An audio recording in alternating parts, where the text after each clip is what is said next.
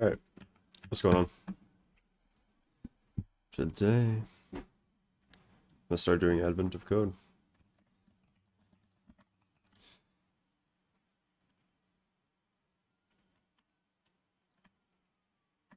Probably in Haskell, maybe Gleam. We'll see. Maybe a series of languages. We'll see. I'm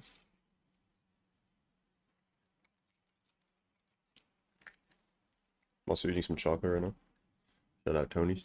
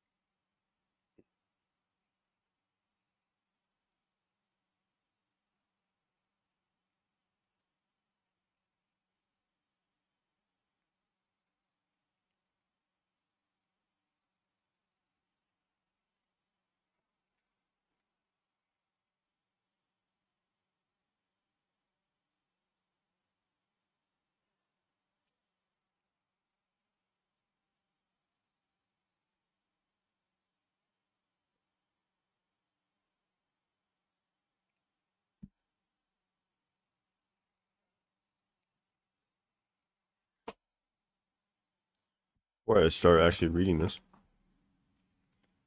let's put this up so I can log in. Spotify.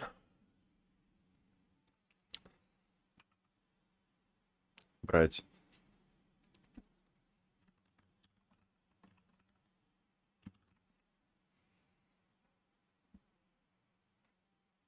Get a casual quiz Christmas playlist. No, that's it. Siepa.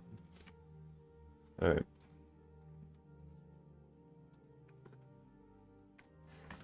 Let me make sure I got GHC here, so.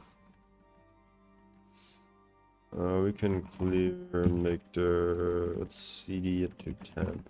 Let me see your repos. Mictor AOC. CDOC. And I'll probably Mictor 1. Actually, we'll just do files. I think each one is like a one file thing. So. Too loud. Too loud alert. It's better. So.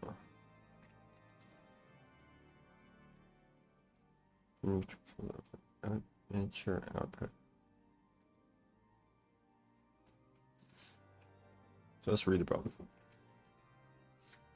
Hold on. I got some housekeeping to do.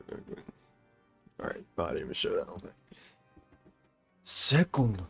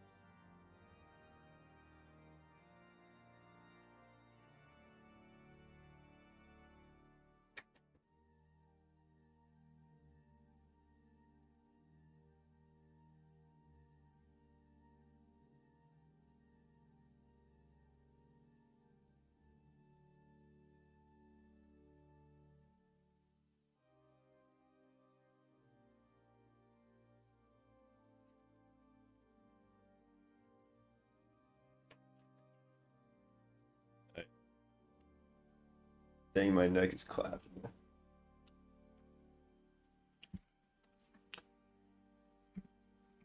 Alright.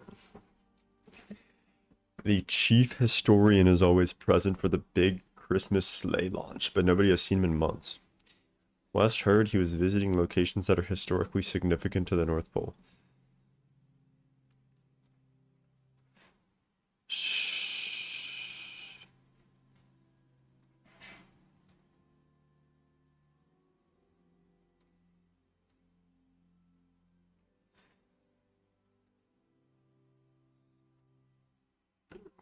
Some senior historians have asked me to accompany them as they check the places they think he is. So as each location is checked, they will mark it on their list with a star. They'll figure the chief historian must be in one of the 50 places they look. So we need to get 50 stars. Or we're just going to have good RNG in this today. Collect stars by solving puzzles. 2 puzzles will be made available on each day. The second puzzle is unlocked when you complete the first. You haven't even left yet, and the group of elvish senior historians has already hit a problem.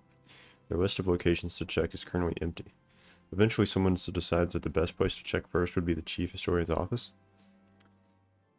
So lost. Upon pouring into the office. What are we pouring into the office? Do I speak English? Everyone confirms that the chief historian is indeed nowhere to be found. Instead, the elves discover an assortment of notes and lists of historically significant locations. So this is where he was going. Perhaps we can determine where to search based on this.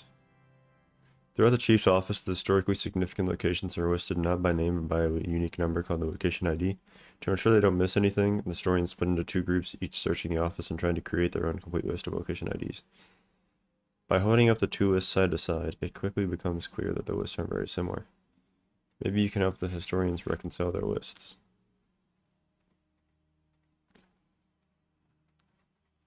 So is this a list of 2 or a list of 6?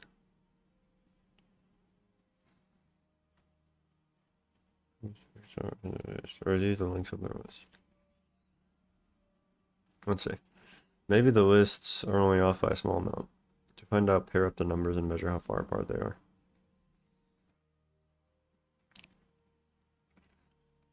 Lists are only off by a small amount. So I'm not sure what this is, but we'll just keep reading. Find out, pair up the numbers and measure how far apart they are. Pair up the smallest number in the left list with the smallest number in the right list. And the second smallest from the second smallest. So we're looking at the left as a list and the left as a list and the right as a list. And pairing the smallest of each to the smallest of each. Within each pair, figure out how far apart the numbers are. You need to add up all of those distances.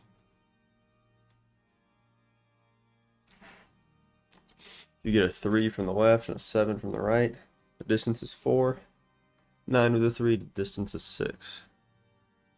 You add the distances.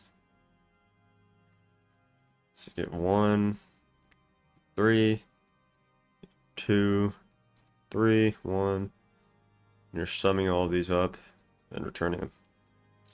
So this is going to be in standard in, I believe. So here's the input.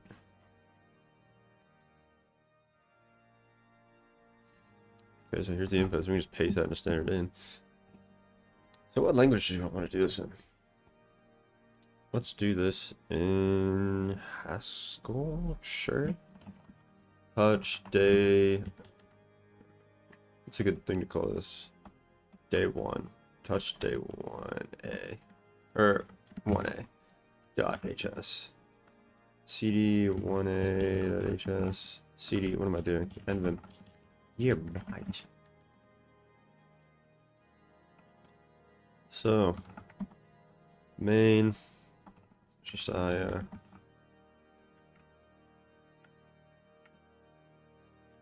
Dude, am I dumb? Can't remember the last time I wrote a main function. So what is this gonna do? It's gonna be get. So we need to get the standard input, and it's gonna be line by line.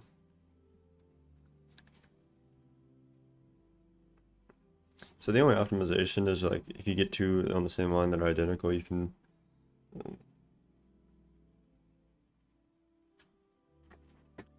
also, it doesn't have to be necessarily general because the input, you have one input.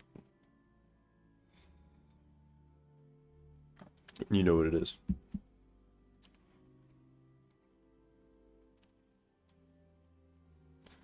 But I think a general approach is better. So build.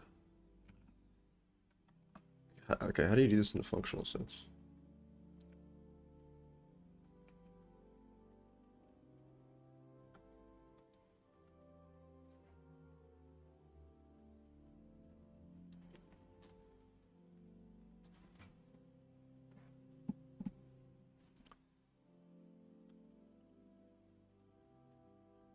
We're gonna have this list. We're gonna accumulate. So we can zip the lists forward.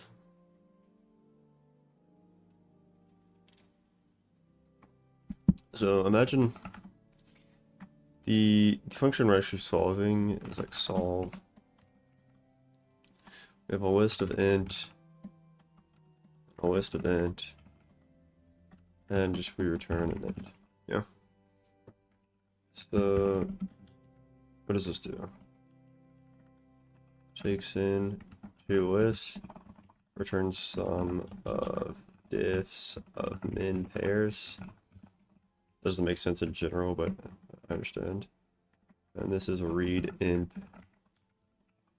print out. Read in, print out. I hate this Latining of everything. So, solve. So what does this do?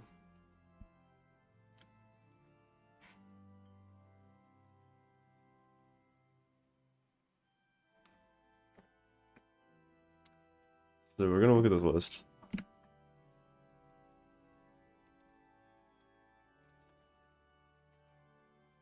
It would be convenient to sort the lists.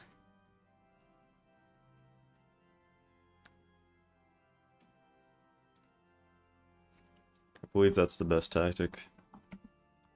Then you're having O of N, O of Mn, O of M.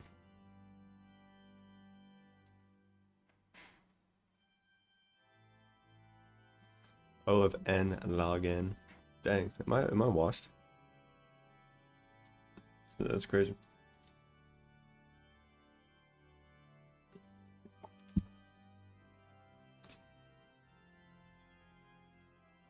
Two N log N. Whereas if you read them, unless they're the same, you can't really guarantee that they should be paired together. Even then, that's not the case. Because we're not necessarily trying to minimize the... It's not about minimizing the distances, it's about... Yeah, so that's not even good intuition from the beginning. I think the tactic is to sort them.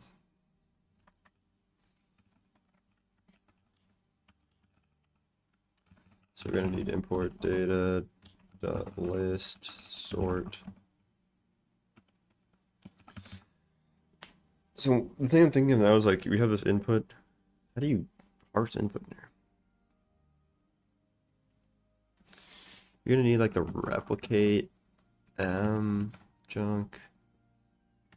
So main is equal to. So let's look up getting a list from standard in Haskell. Because they're gonna be separated.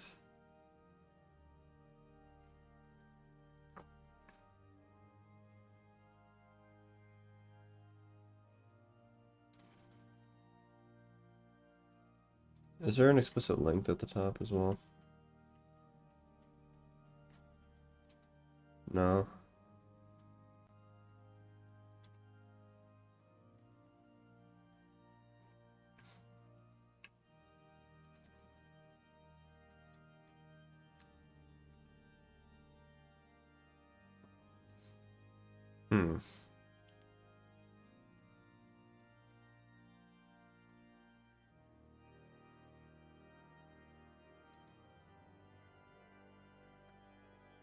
Replicate M. The thing is, we don't know times. So this is what I was thinking of from doing like code forces template.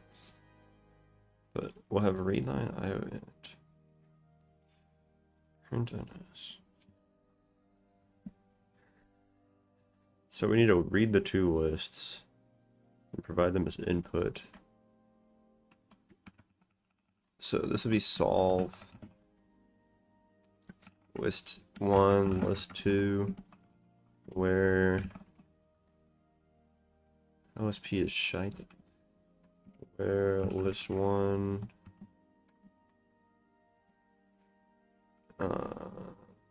is one thing and list 2 is another thing.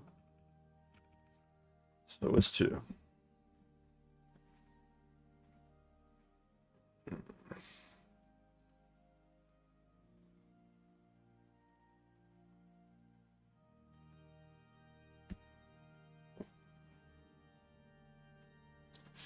So I don't know times. Replicate that. Haskell read list without size.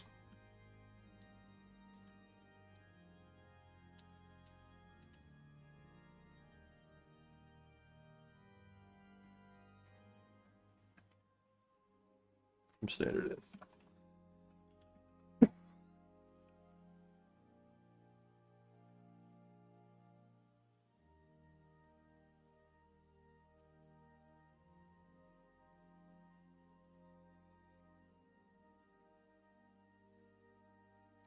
Get contents. That makes sense.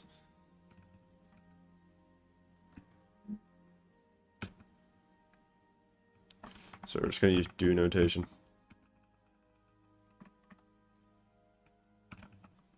Yeah, it is IO like that. It just looked weird to me for some reason. Do, so user input is equal to is get content. So let's learn what the difference in Haskell this versus this is.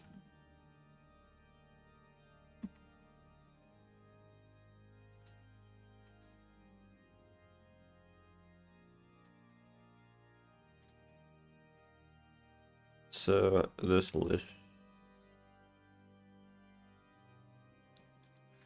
Yeah, in the Haskell book, I haven't really learned monads.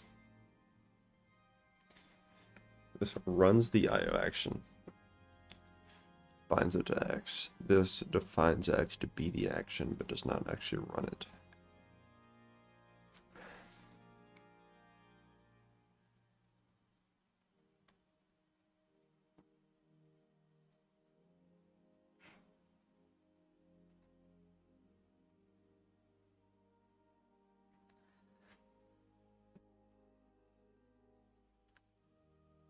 Numbers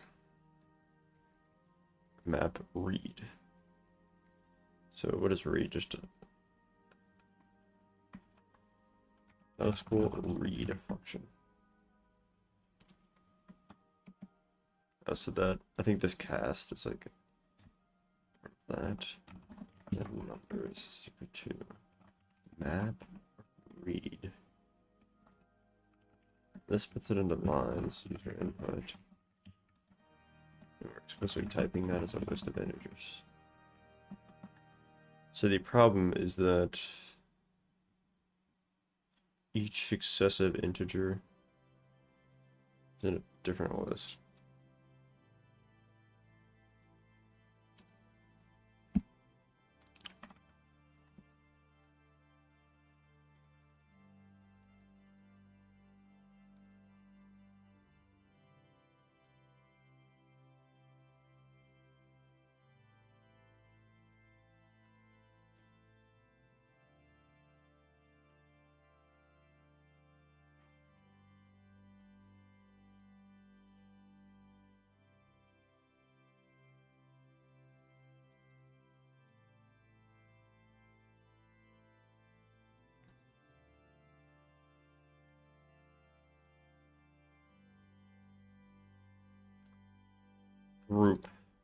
Group X's.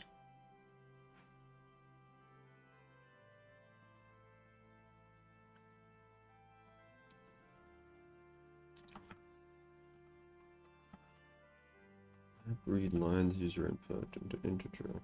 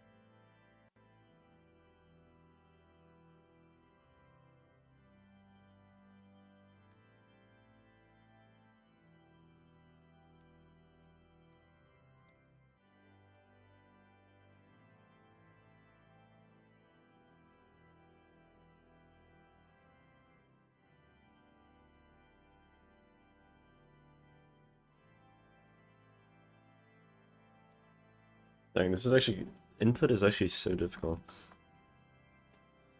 So you have like this on the left and the right.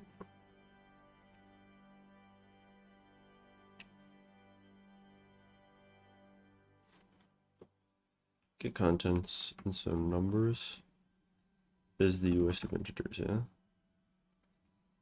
So let's just act like this doesn't exist. And then just print the line. Pretty print junk, dude. Print numbers. Alright, let's just try this. GHC HCI L1A and domain. And just paste this junk in. PACV. Oh my gosh. Stop. Dude, this is AIDS. Alright, that's really AIDS. Oh my gosh, that's actually so annoying. So yeah, I have no idea what it even said at this point. No parse. Alright, let's just start putting a few numbers. It's gonna go on forever. Let's try that again.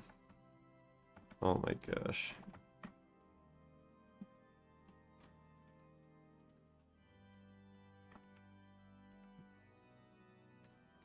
Okay, contents. Map the lines. Read. Lines user input to numbers.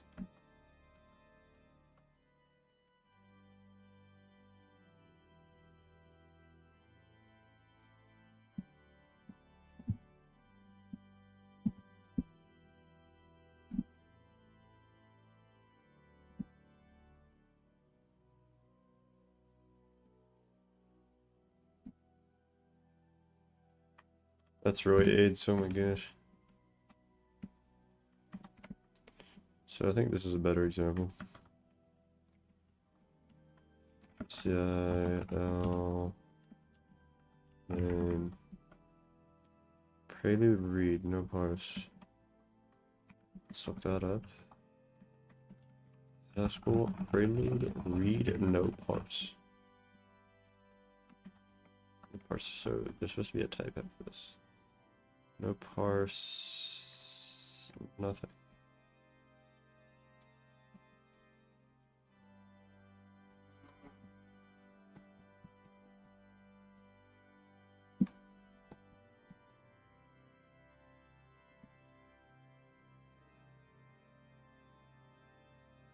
Read maybe. What's not an int in there?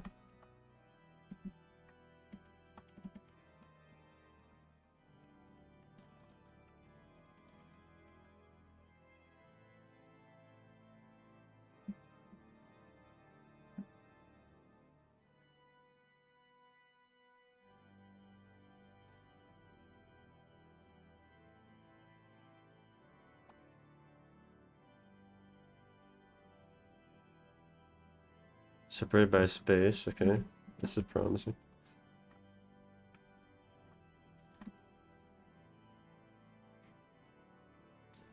A is reading. So this looks like if we did this for a long time, this would actually work. P. Oh my gosh.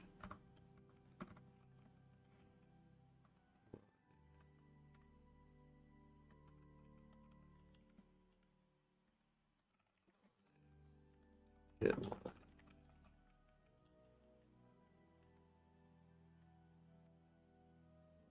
So you could have pinned it to a list.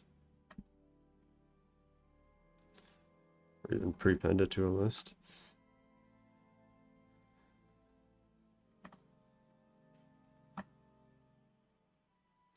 Problem is sorting is going to be take such a long time.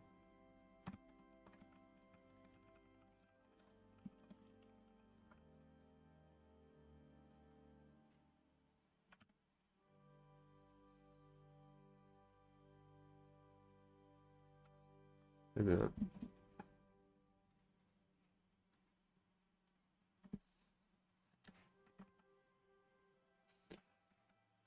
Let's just see what this does.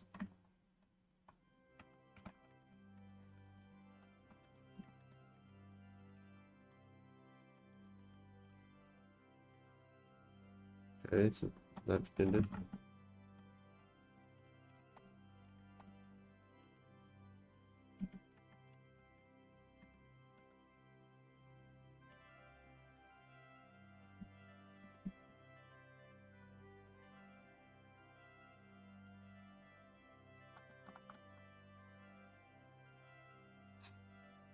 Okay, don't press backspace.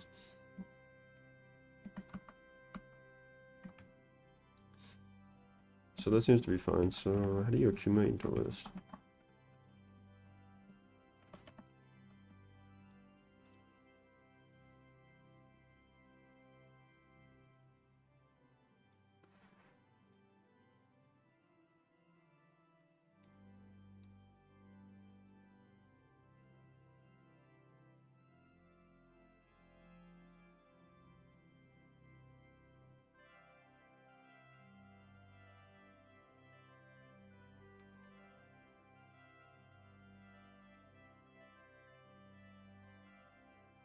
Lines, contents.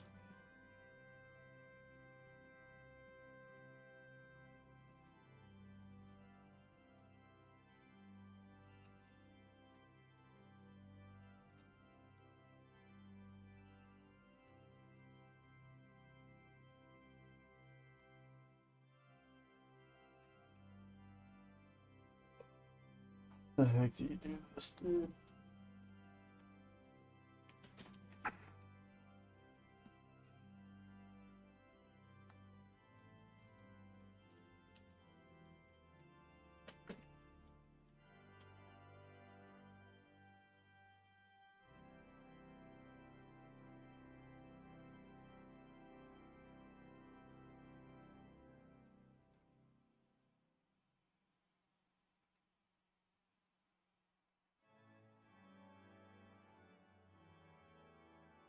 Dal.ca.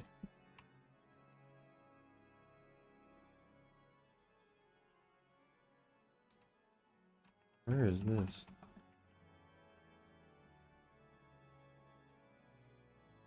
Canada. Why is this university better than GT, dude?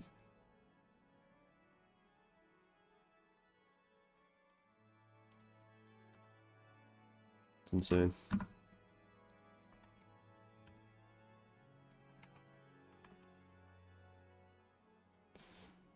Take a while, it's not a space. So this is like deleting the spaces. Making it. B is drop one. Drop one. It's taking spaces.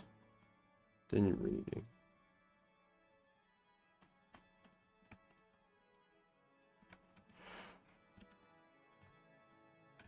Less than not equal in Haskell. Not equal space. Drop. Drop one.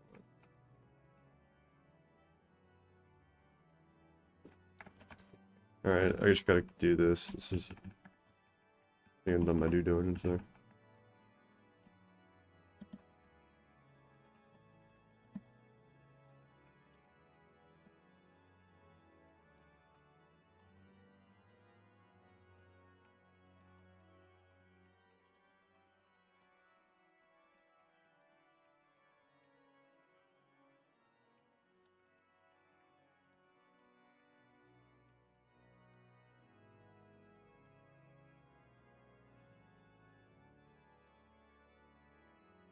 So yeah, I really have no idea how to do this.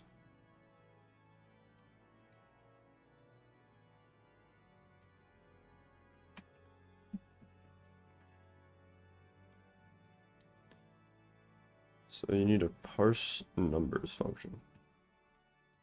Make a function called parse numbers. Takes a string, go list events, map, read, words, whatever the input is.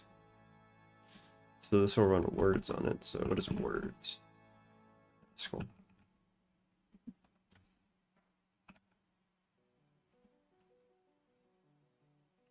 Okay. So words turns a list of separate space. So this is like split. Okay. So it splits it, then reads it. Haskell read function. It reads a string into a certain type. And that's inferred from here. And then map. So this is a partially applied map. Line, get line. So this is well yeah, that part is trivial. I'm talking about it's not actually two lines.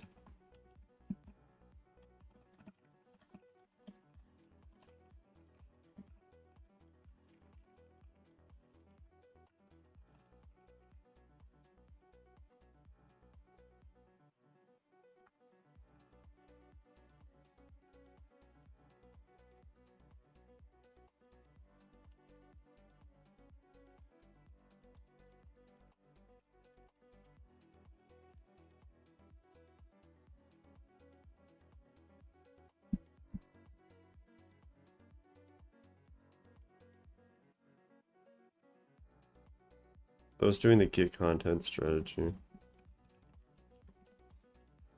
Contents. Let's go to get contents. So then you get the pairs. So pairs are going to map. Parse line of lines. Contents. So this changes the part lines. Takes a string, makes it into a tuple. Int. And the implementation here is parse. So this is parse line.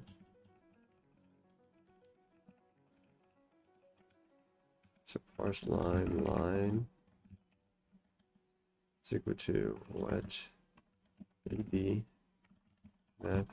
So we're reading the words line in AB. Okay. So that's fine. Map, read words on some line, split it, then read it into ints.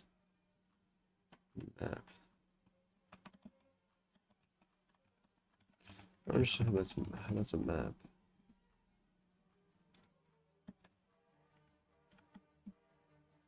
Takes in a function mapping A to B. Read maps the string to the int. And it takes in A.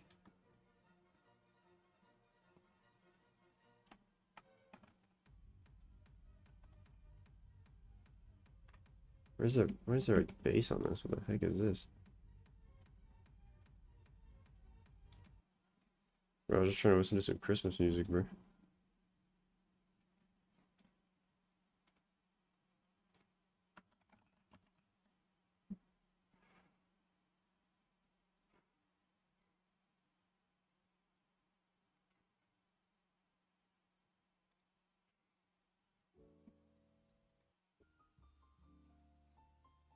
Show us some Christmas music, bro. There's over here with the bass.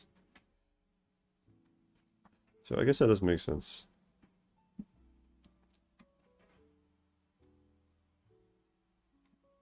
It maps over the two of them. So that's fine. So pairs is parse line. We're mapping parse line for all the lines. Okay. That's the trick there. So the let list 1 is equal to map first of the pairs. Let list 2 is going to map second of the pairs. Okay. And the thing at the end will be print solve list 1, list 2. So there's parse lines. Let's define solve. So solve, we're going to take in a list event, and we're going to return init.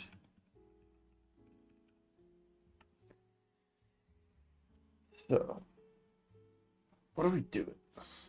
We're going to sort them. Then we're going to accumulate their sums. So let's look at Haskell sort list. Problem is, I'm kind of wanting to sort it in place. But that's not really like the right paradigm for this.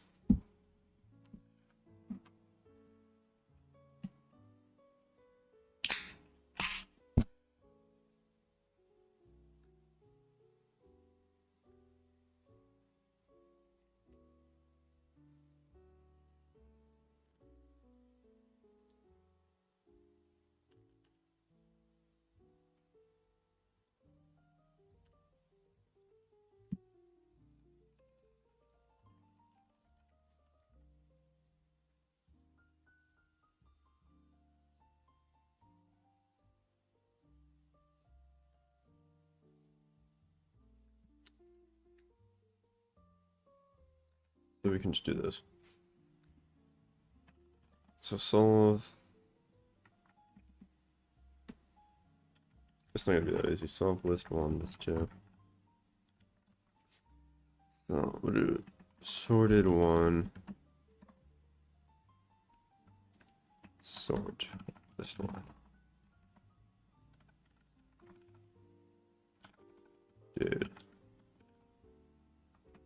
What? Sorted 1.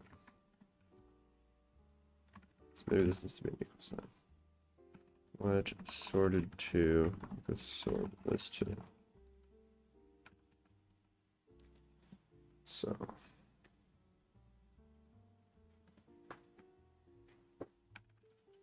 parser. Yeah, that's not what that does. That's not what that does. Maybe it does actually.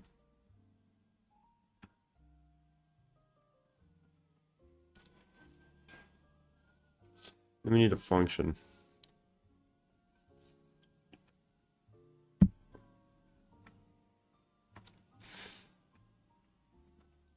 We need a function that accumulates the differences.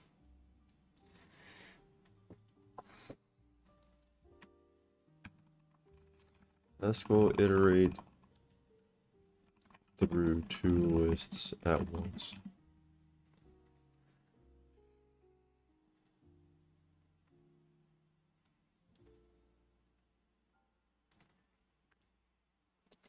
See, I don't want this guy's problem. I just want an answer to this question.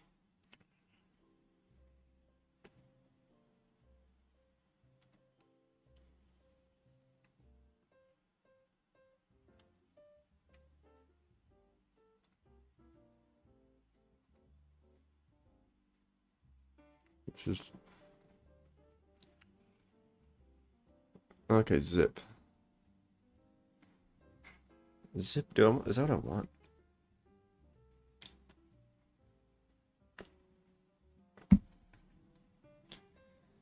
Zip width.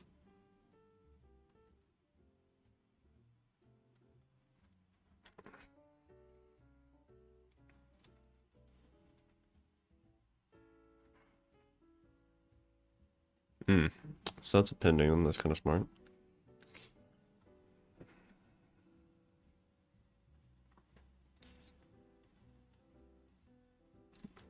So in order to do that, I'd need to like multiply all of the things and sort it 2 by -1 or some junk. Is the difference also ever going negative here?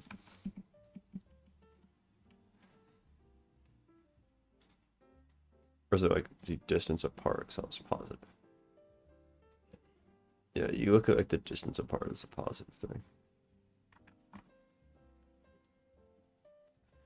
So let's do get dist. You got an int, get dist equals. So when get dist, you can call it AB. A is greater than B, then it's A minus B. Otherwise, this syntax is incorrect. Haskell guards.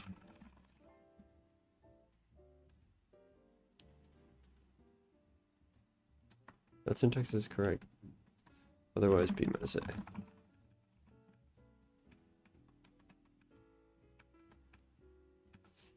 So get dist.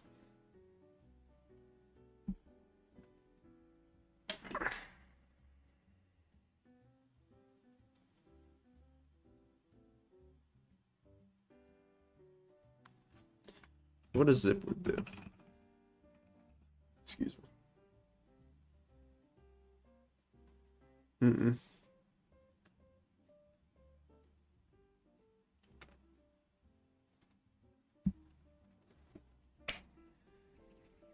Dang, how do you describe what I'm trying to do right now?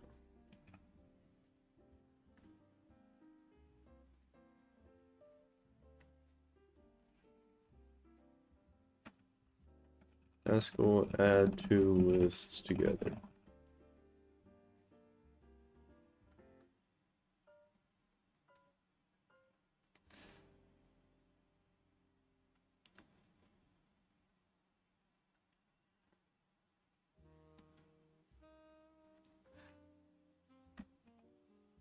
So am I trying to do zip with A to B to C?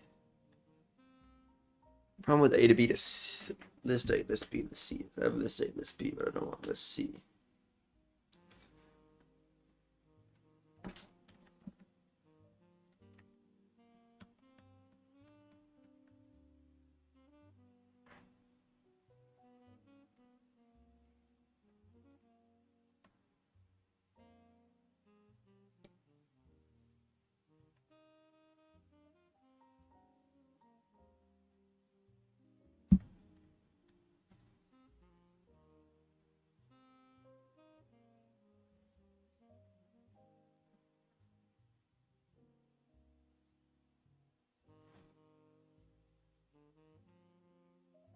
Dude, how do you do this, bro? So why is there possibly a parse error on let? Is it expecting in? Or is it expecting do notation? Expecting do notation. So why is there a parse error on this? Regards. Okay, just AB.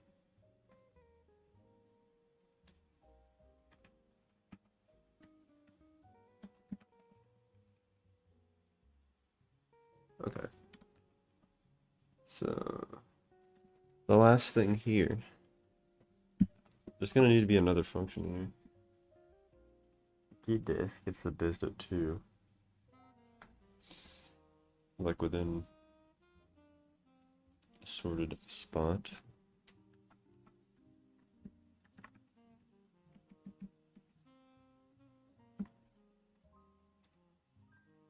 Oh my god.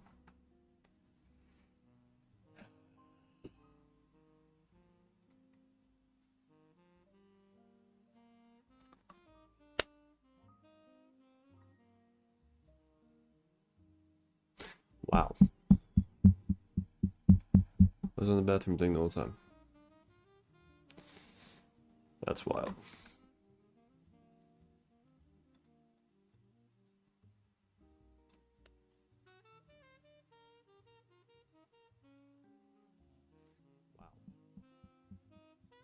And the audio is out of sync. Rip. Yep.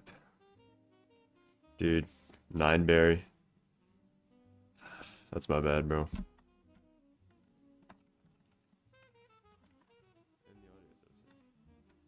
Yeah, yep. That's all I can say to that.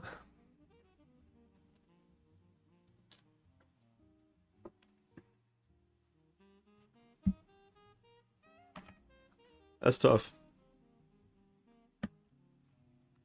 Honestly. We can mute that and get a little moment of silence for that.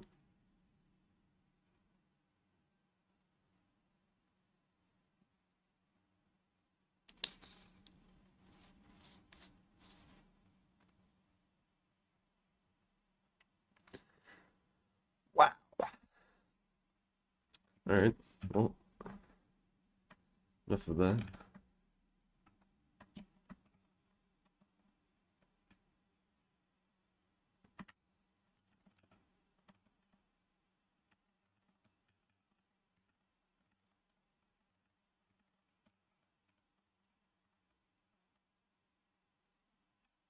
Yeah. That's my bad. Rip. Yeah, I'm trying to do this in Haskell. It's kind of difficult because I'm bad at Haskell. Trying to think of how to... So the problem is, like, you have this input, or more literally this input, and you have to interpret this, like, left column as one list, the right column as another list. In each of these lists, you add the minimum element. I believe the better wording is you pair the smallest number in the left list with the smallest number in the right list, and so on. Like the second smallest and the second smallest in each list, and so on. And then you find like the distance between them. So it's like the absolute value of their subtraction, and accumulate all of those for like all the pairs in the list, and add them up, and that's the output. It's like the total distance between the two. So my current tactic,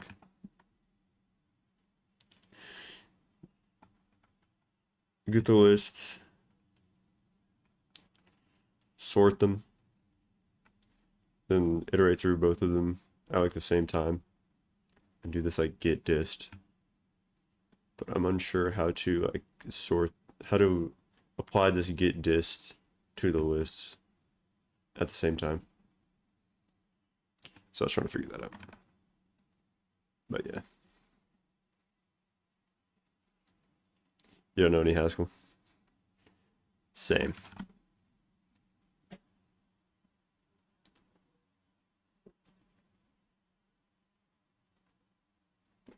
Same, man.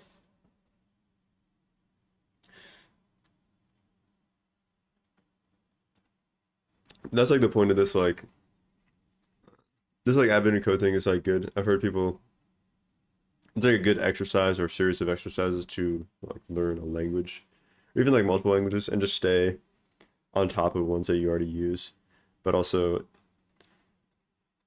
I don't know, these kind of problems, like even, because I was like writing Haskell for other things, but these sorts of problems where you're like using the input libraries and doing, you don't really have like any of these other libraries. Like when I was writing stuff for this like hardware thing, like I'm using Haskell to write hardware, and so you just kind of live in this, in like the bubble of your library, which it's kind of the same thing where like web kids will like work on web all the time, and but if you ask them to write a like basic function in JavaScript without using React, it's like literally impossible.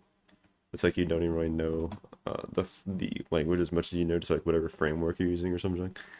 And so like I think doing this even in like a language that you technically know is like a good exercise. So like that's what I'm trying to do right now.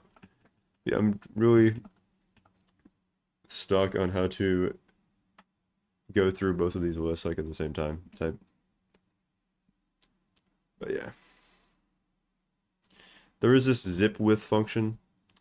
It's like the Python zip, but you kind of define your own way, your own function to zip them with. I know I just said the name.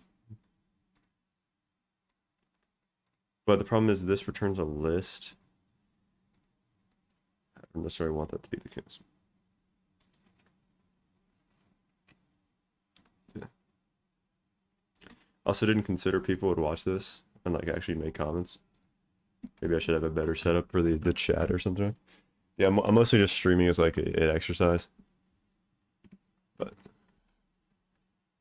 yeah.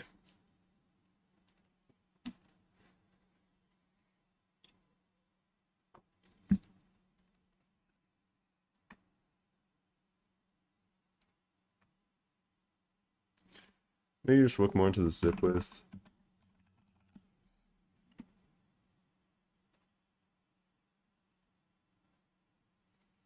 RIP Wi-Fi. Or is that the website?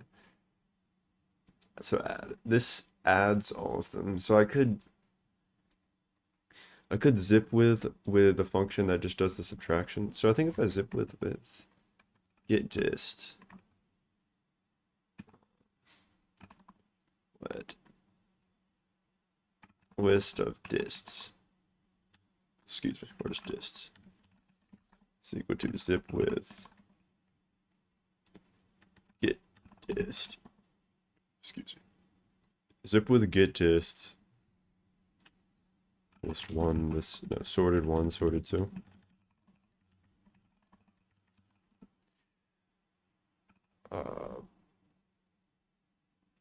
And then return del plus del.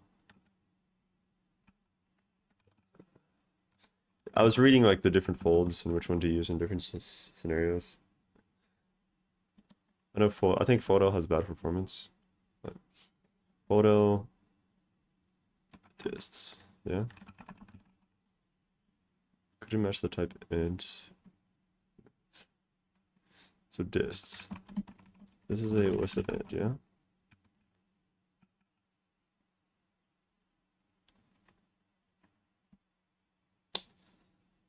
What am I trying to do? Fold? Takes a function. Is that what I'm trying to do?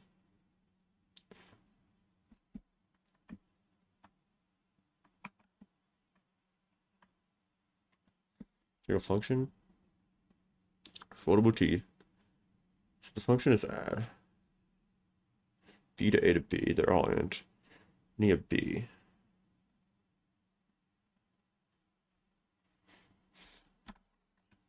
Dude, I'm actually kind of dumb right now.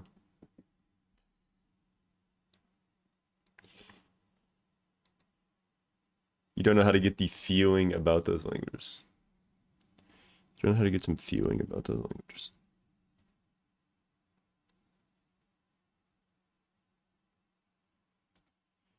Or just like get a feel for like their syntax and such. If that's what you're saying, like, yeah, you probably just, not that it's even worth doing, but like, if you're trying to get a feel for this, well, maybe just by like watching people, you get a feel for the syntax. I was considering watching people, like, I know this guy was like doing the same advent of code in like Elixir or some junk. I was like kind of curious about that. But I do think like if I did watch that, I probably couldn't sit down and write the same thing like off the top after watching it. So maybe it's not the best strat for getting a feel for the syntax. Maybe it is. I don't know. Perhaps I'll try it out and see for some other language. Yeah, I think I'm close here. I'm just using the same. I'm using the wrong function. Haskell add elements of list.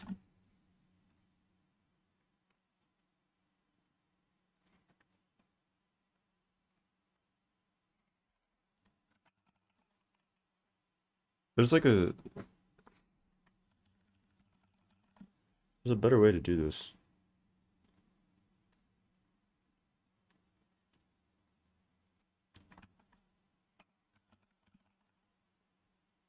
Int.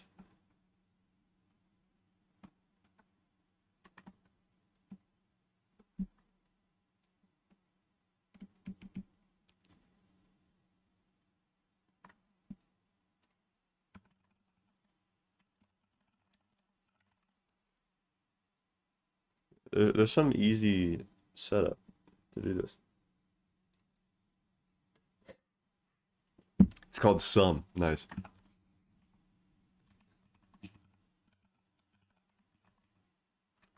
Rip. In theory, this works. Solve. So map. Solve which one this to. So let's just try this. Load 1A. Main. Try with the trivial example. Is this? How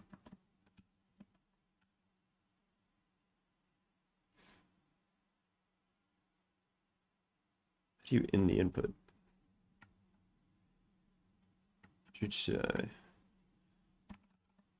I'm using this like get contents function.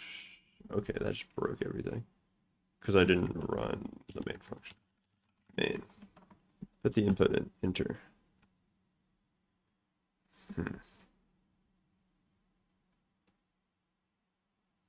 Non-exhaustive patterns in AB. So I'm missing some patterns in this. AB map. Read. Is it because read can return an error or an exception?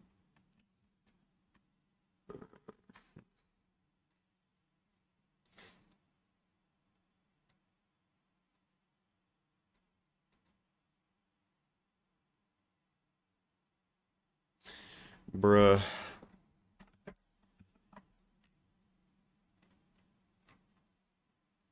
So this is unrelated. It's just this. Non-exhaustive patterns in AB. AB.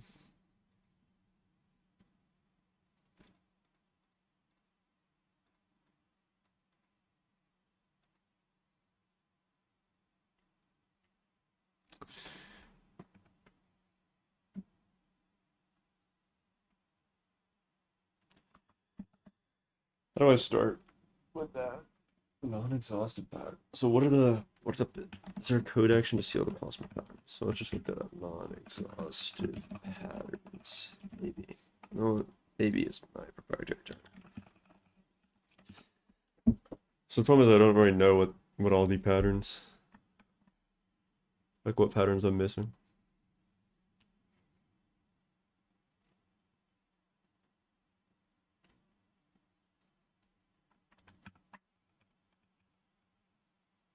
Line. So line is a string.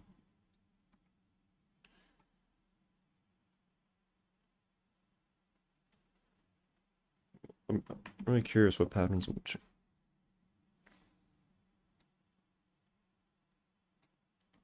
We also have a illegal operation. Handle is semi-closed. I'm not sure if that's just a result of the first error.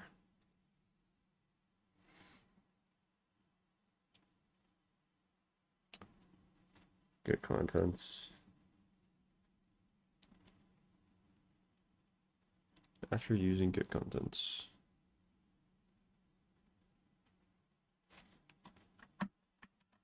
Get contents.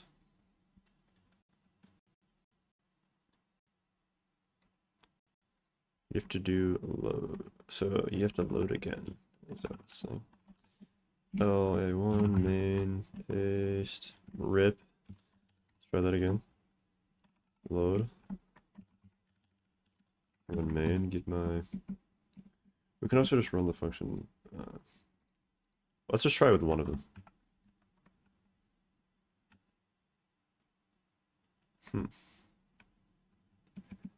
Non-exhaustive patterns. So what are the patterns?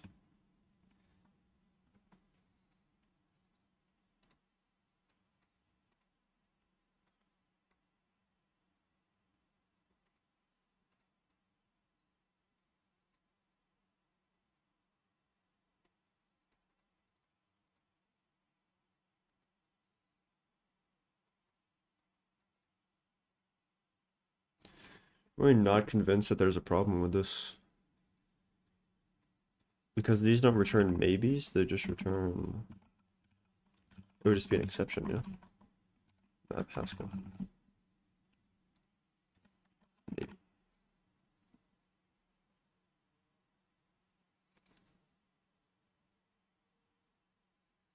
Yeah, I think it would be an exception if there was some. Perhaps this needs to be.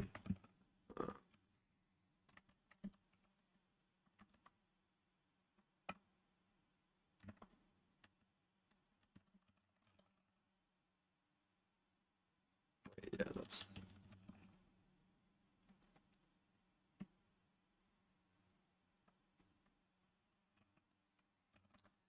Yeah, I don't really know what I'm trying to do with that.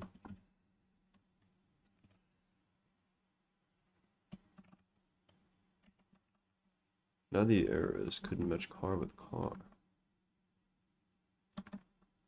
Did I change something?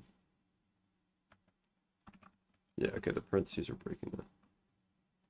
Map read. So we're reading, so yeah, this read is on words line. Words, so Haskell words. A words function takes a string. This is like the split, so it splits them by space. Read takes this array of strings and turns it to an array of 8. So let me try doing all of this.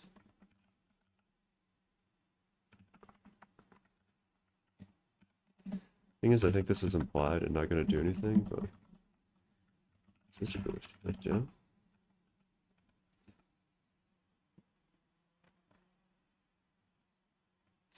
Maybe not. I gotta go to the bathroom real quick.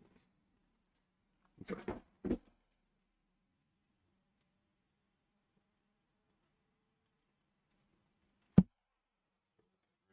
Well,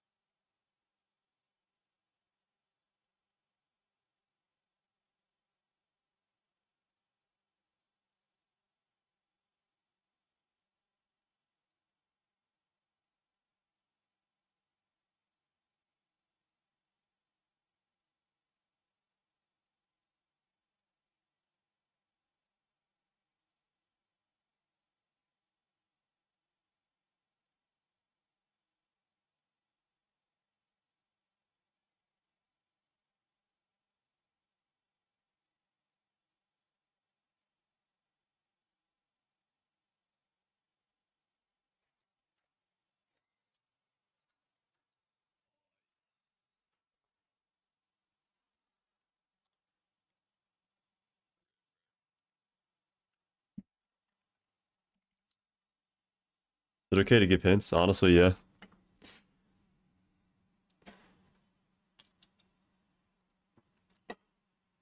No, I need to figure out how to get like a chat where I'm not like, gotta be something in here.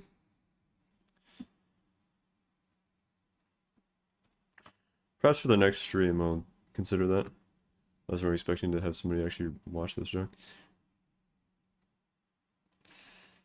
I think, so where am I at right here? Make sure I'm not on the bathroom still. That was a blunder. Alright. So the problem was that it didn't think this was exhaustive. Non-exhaustive patterns. Map, read, words line.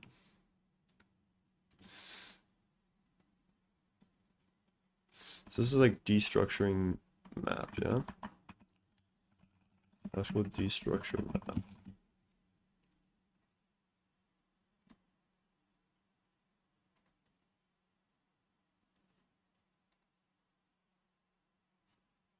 Yeah, I'm gonna just, whenever I'm on this screen, is there like, can you pop out chat? That'd be kind of convenient. Nice. So let's put this back in here. Back.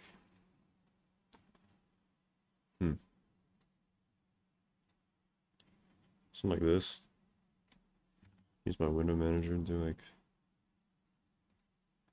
that. Yeah, it's fine. Dude, why do I have this box guideline? The guidelines in my own chat, bro.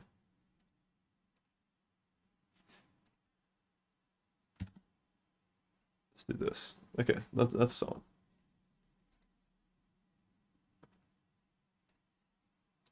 Rip. Let's go back to this. Let me pin this. Alright, cool.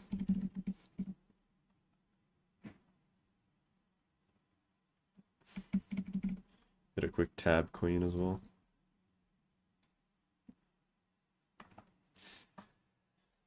So this parse line, there's definitely a better tactic to do this that doesn't even involve this external function.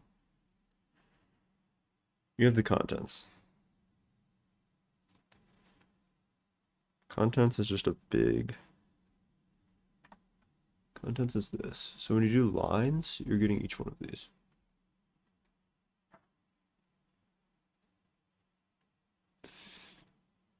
So I have a bunch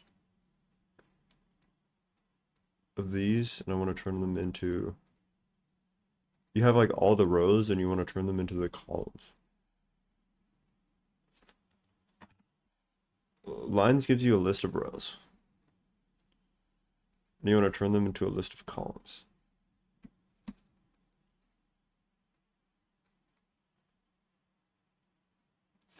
So this works by building pairs.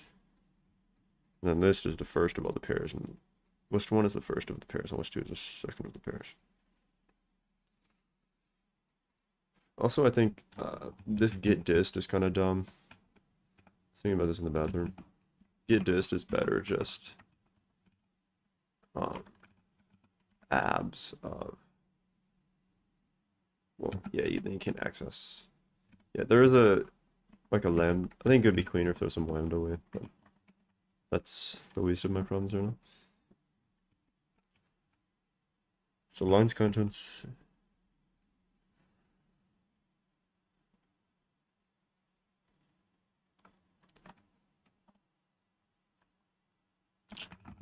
Haskell turn. The problem is this saying like rows and columns is kind of proprietary to this question. Or that's just like my interpretation of it. It's not actually what it is. Turn list of rows into list of columns. Maybe this is a common thing. We're trying to like invert your lists.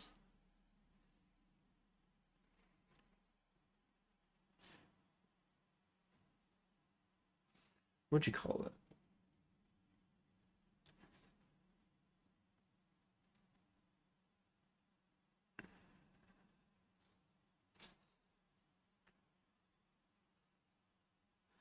It is kind of like inverting a matrix, but yeah, matrix is talking about this specific type.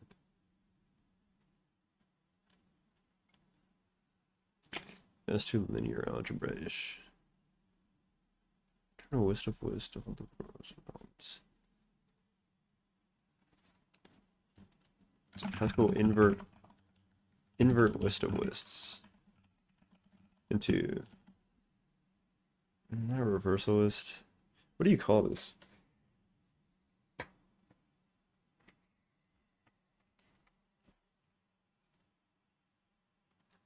Because this still works. The problem is this parse line.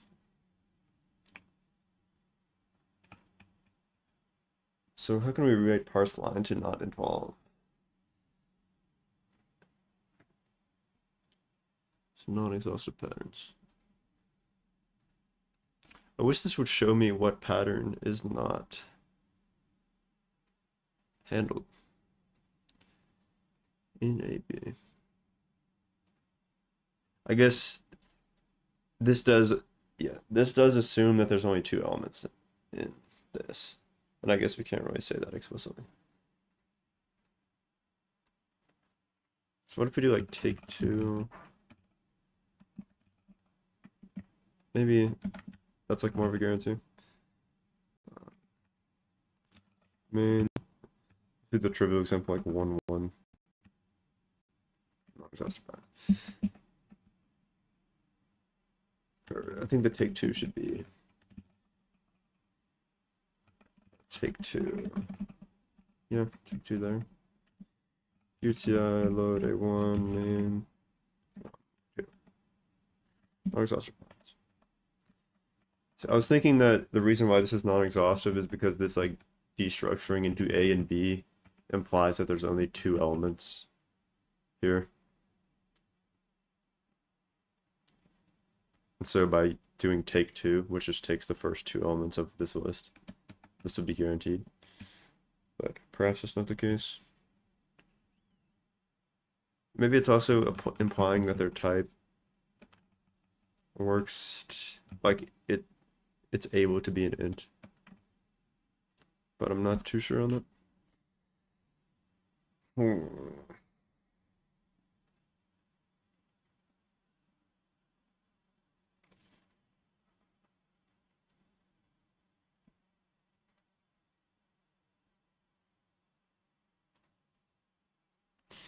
So I looked like trying to look up my thing is like trying to turn a list of rows into a list of columns is too niche of a problem.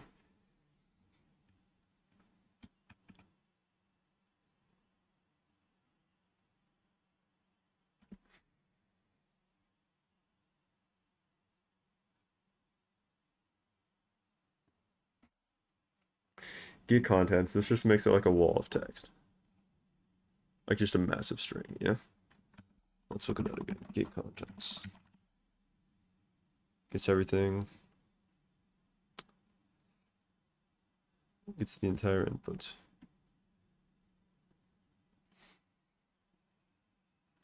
And it's lazily evaluated.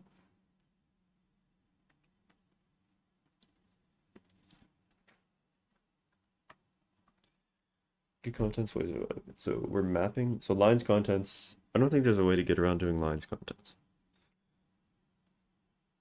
Unless you split it by. You could split the contents by any white space and then just go 1 and 1 between the two lists.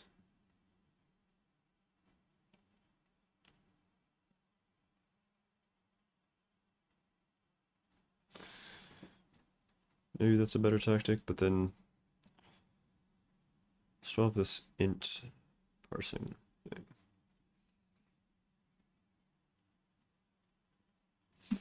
So let's just try to flatten this. So if we remove this, then to make the types work. So you have this list, so we can do that. So we're gonna want the words of the lines. Let's put it into words.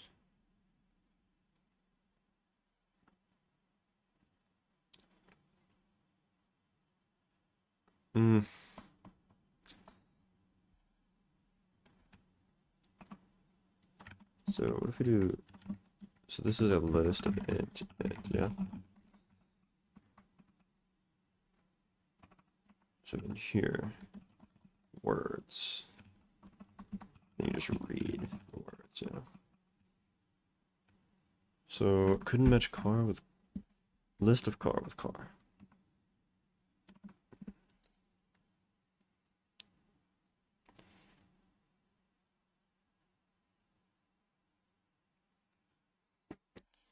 So we have a type error.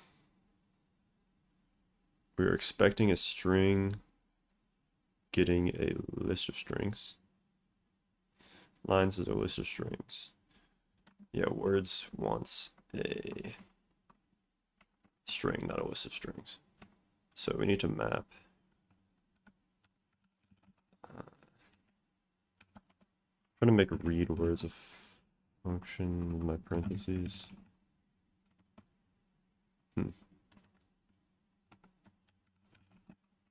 Maybe I need to use the dot instead of the rib. Lines.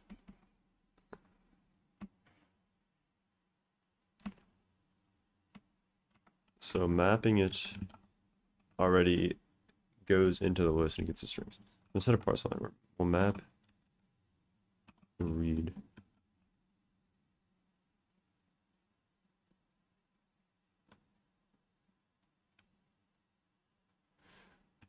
Is that type resolve? I think that's not right.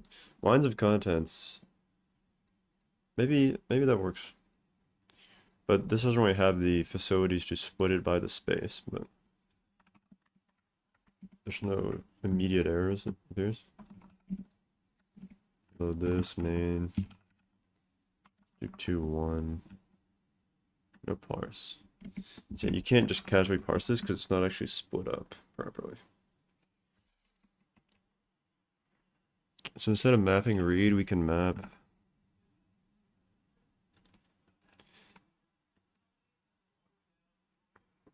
words. So now we just have a list of strings. Map read into that.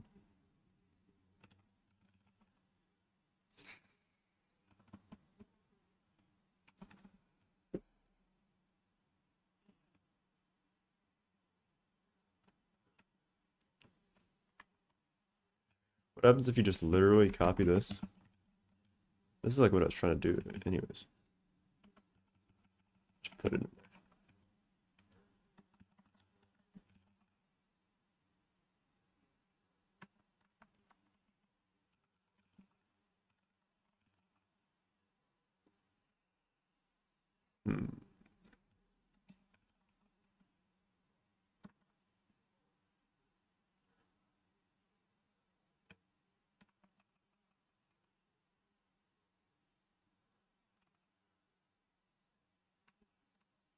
Lines contents. Yeah, I don't really know what I'm doing there.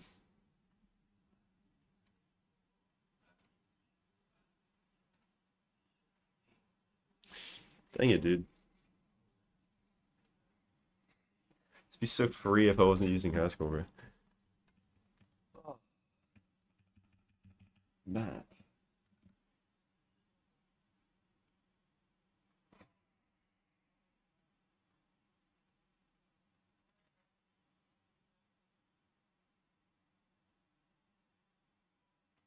It's got to be a cleaner tactic.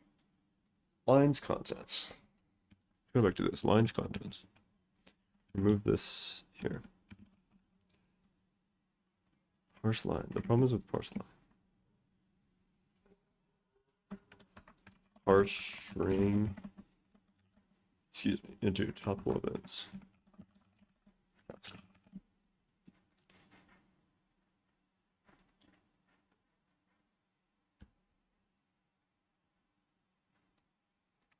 maybe int int. Chord 1.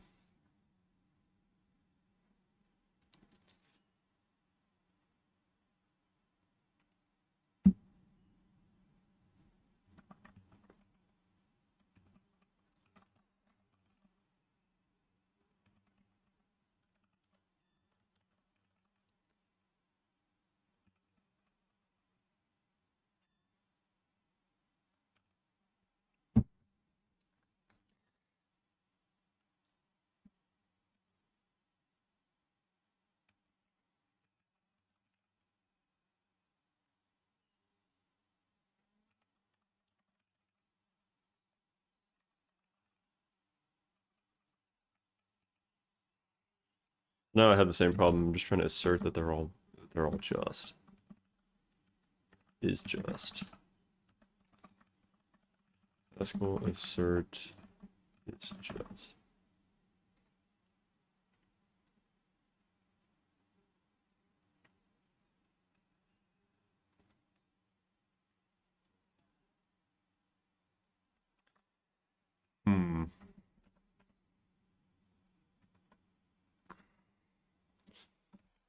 Why is the input so late, dude?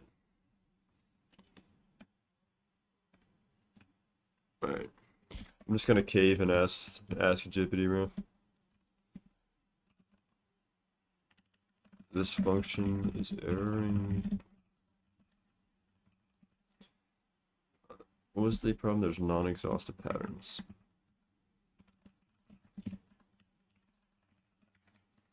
In AB. Why? See, I really tried to not use the GPT on this. I'm just really confused. That's why that's not right. B. So this is trying to do the same thing with taking the first two. Case map read. So it's considering that map will return more than 2 elements. That's what I was trying to do with the take. But evidently this is a better tactic too. So the equals goes on the right. Case map of, sorry, case map read. Where's line? So this is considering the 2 cases for this. So it's either A and B and nothing. This just takes the first 2 out. Otherwise, just error invalidate.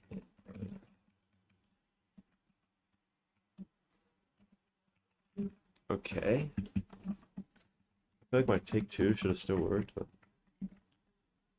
not that it should have, but that's just like the same logic.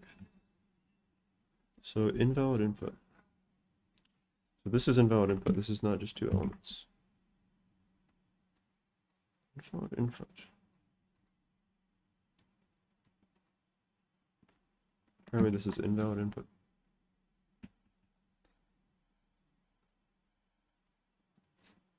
That's surprising.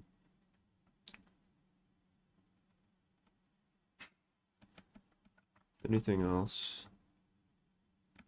How is it possibly not with this form?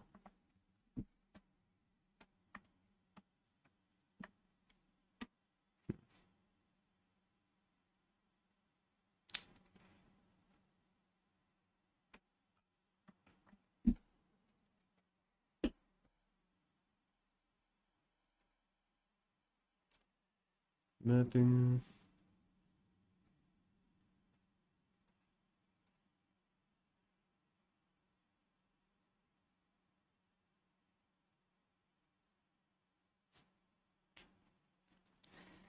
So this is supposed to return a list.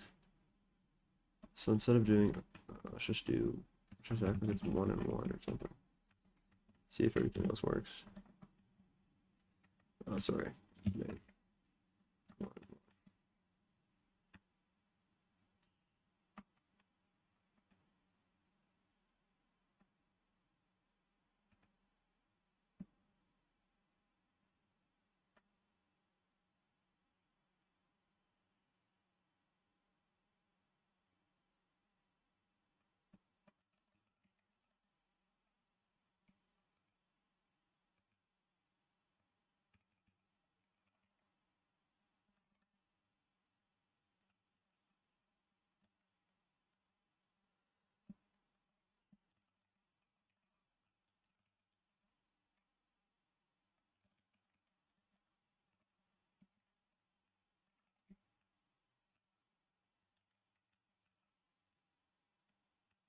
Rip.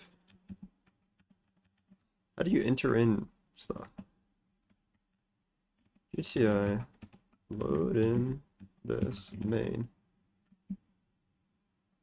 Starting with a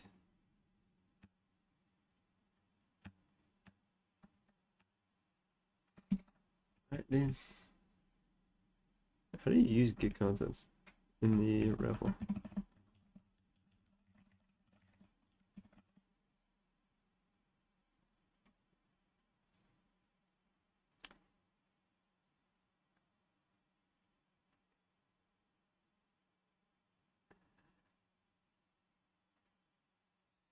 Not really liking me.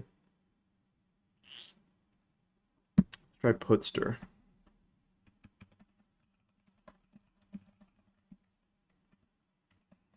Try that again. Main. 1122.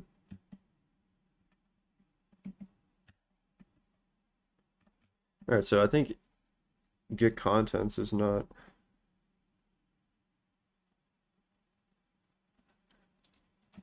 How to end input get contents Haskell.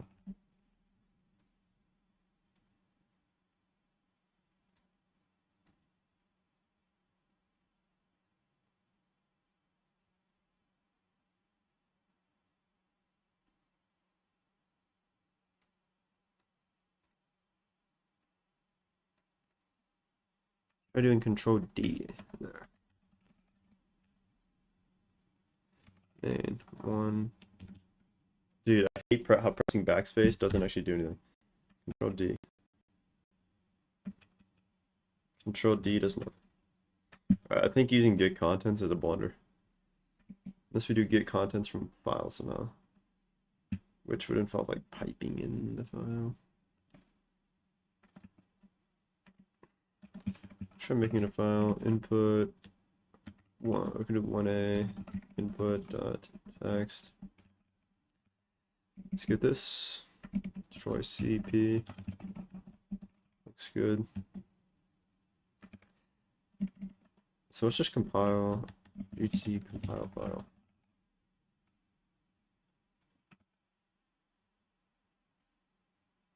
So you just do GHC 1a. Making. So now we have 1a.o. So that's just 1a. 12. 12. 33. Okay, so that seems to work. And if we do like dot slash 1a, and we do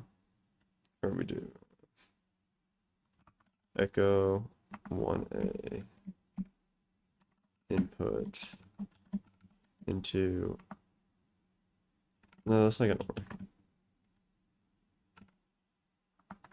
I'm gonna try to do 1a.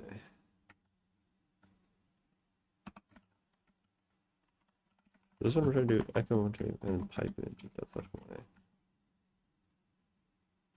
No, I'm trying to get the, no, yeah, not that. I'm trying to use bat, use cat. Where's a cat? 1a input that text. Okay, the problem is I use I alias bat into my get. That's a blunder.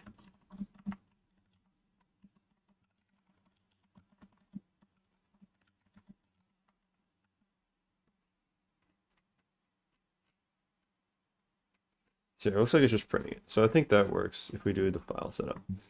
So let me undo me just blocking everything out.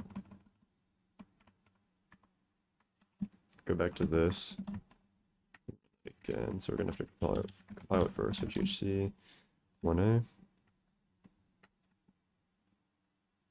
Huh. So it actually worked the whole time. It was just the input. It was the get contents. Let's see if this is the right answer. I feel like this might be the right answer.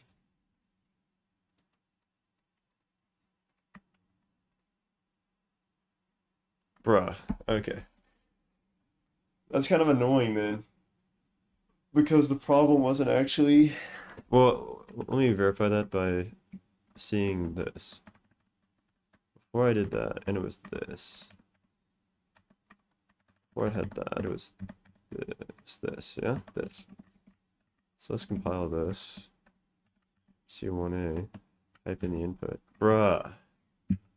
Okay, that's really annoying, bruh. So it actually works the whole time. It's just you can't use get contents. Yeah, thanks, man. All right, that's nice. So in summary, the problem is that you can't use get contents with the REPL for buffering reasons, I believe.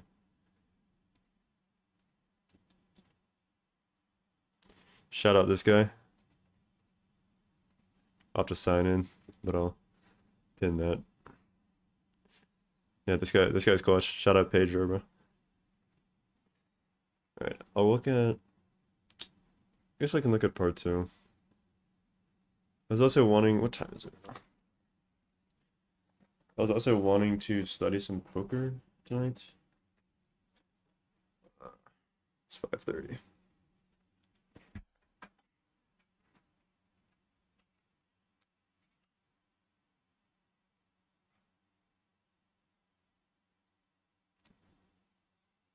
Did I have infinite work?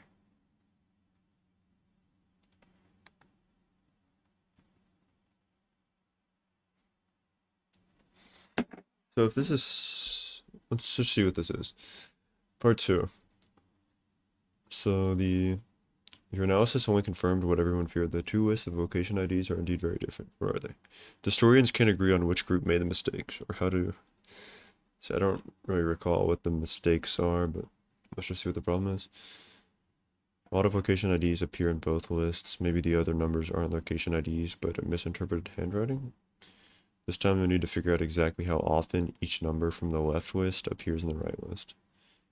Calculate a total similarity score by adding up each number in the left list after multiplying it by the number of times. So the similarity score is the add up each number in the left list after multiplying it by the number of times that the number appears in the right list. So it's like 3 times 3. Yeah. 3 times 3 plus 9. You got 4 times 1. Third number is 2. 0. And you add them. Okay, so this is the similarity score of the left list based on the right list. Though it might be the same either way. Yeah, I think it's like commutative. Yeah. Either way. How would I do this?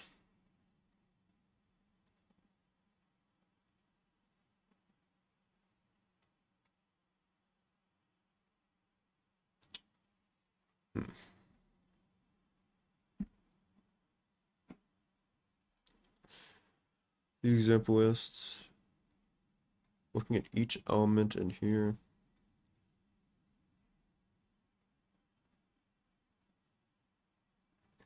Trying to consider some ways that are like intelligent based on the input.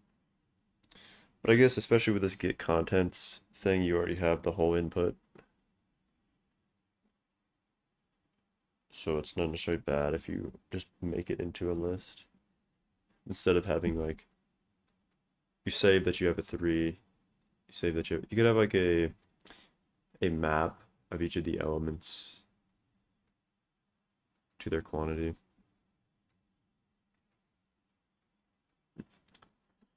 Three.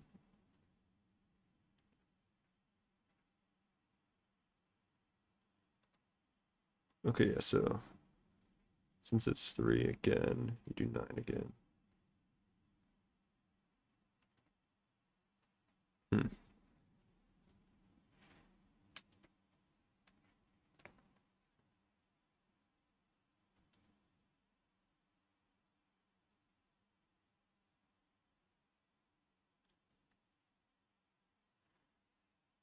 Excuse me. I probably have a map. Well, and again, looking at the input. Yeah, that would be kind of annoying to go through each one and count it. I'd probably have a map mapping ints to int tuples. The tuples being the quantity in the left and the right list. And then after accumulating those, multiply. It's like a sums of products. Problem is, how would I input that? Yeah, I think I'll soon do this. So we can just save that. Delete all these object files. This is the input for both of them, so we can just call it one.text. So 1b.hs. Save that. Go to 1b, save this. So we can keep. Let's just start from scratch. That's an exercise. Main Zio. The actual functionality of this, you're gonna have a map. How do you make a map in Haskell? Or like a, you call it like a, because map is implying the map function, like a hash map. Hash map strict data map. Substantive int map. Let's look up Haskell map. Not map function. Data map.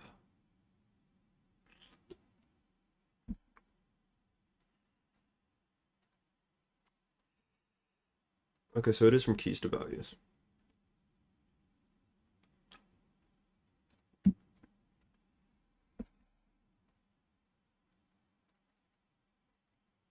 So Haskell construct map.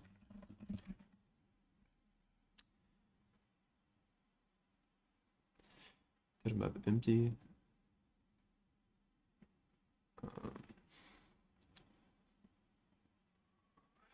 So let's just copy paste this.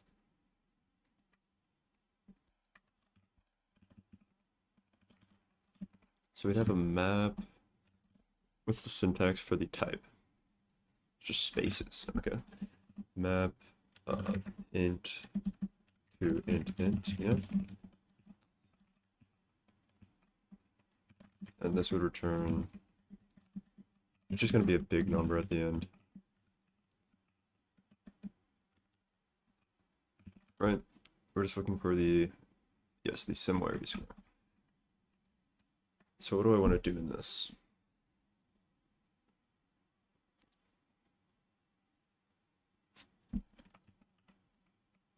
So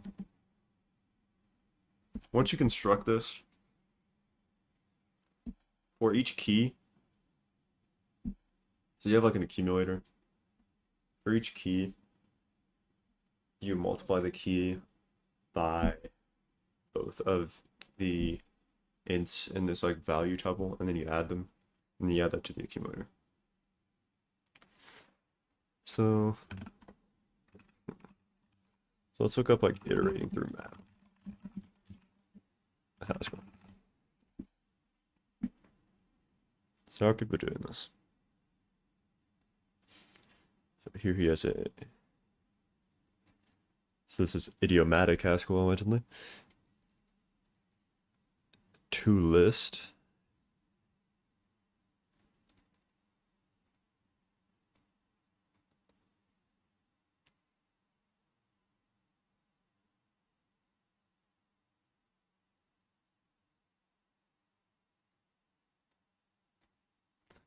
This is already a bit advanced. I4M. We have this lambda with Q and A, so I imagine this is key value. So let's look up this I4 combinator. I believe the underscore just means its value. It implies that it's doing like some kind of IO on the inside. It doesn't actually return anything. It's called the S combinator.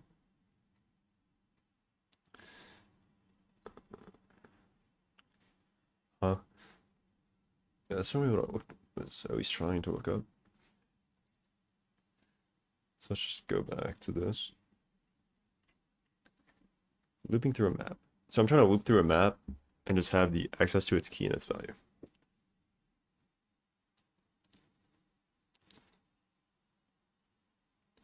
So it appears that this 4M is a common tactic. So if we're just doing do notation, we have the M. Oh. So what I'm trying to do is space. So what are we doing? 4 underscore. Well, I don't think there's going to be underscore because we're actually accumulating this. 4 to list M.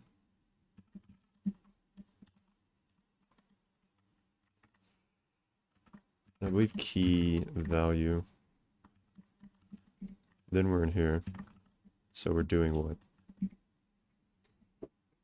So what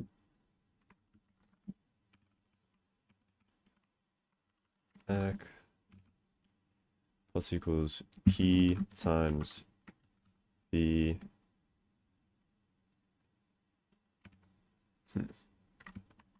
Haskell access tuple entries. Isn't it like this dot zero? Let's see what Bard has to say. Let's see if Bard is actually useful. FST and SNT. Oh yeah, first and second. So times k times first plus k times second v. I believe that's the whole thing I'm trying to do, yeah? You have these quantities. Wait, is that the problem?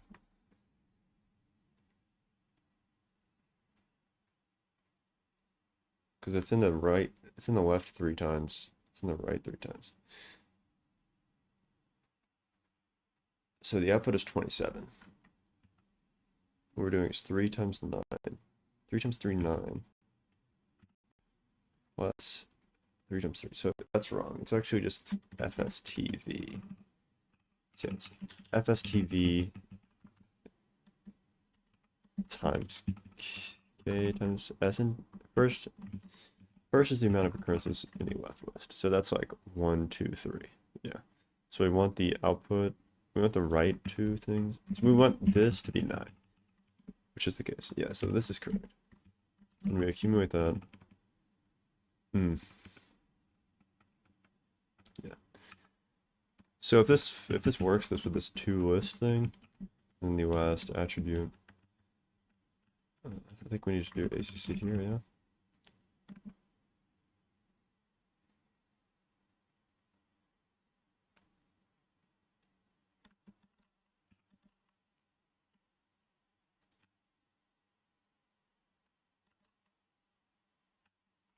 So we got a little hint there.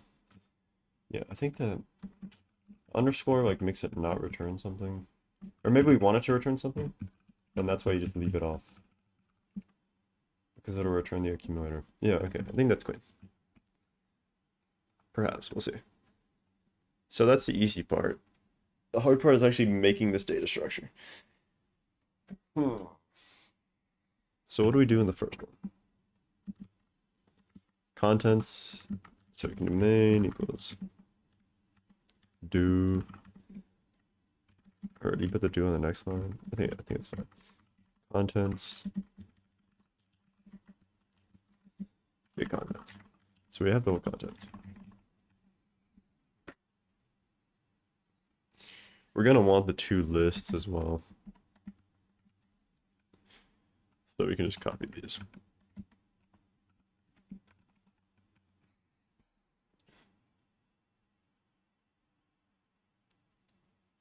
So how do you construct a map? Say Haskell building a map. Not building a map.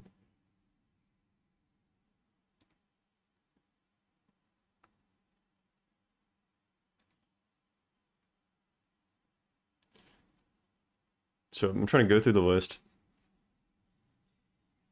Every time you see this element, so let's just take it as this. Going through this left list. Going through this left column. If I see a number that's not in the list, I want to add it to the list with a, and the value will be 1, 0. Because it's not really affecting the amount of times it shows up in the rightmost list. You could actually just do this line by line instead of making it into a list, couldn't you? Instead of making it into a list. Yeah, we don't need a list. If you just get the pairs, then you consider the pair as like A, B.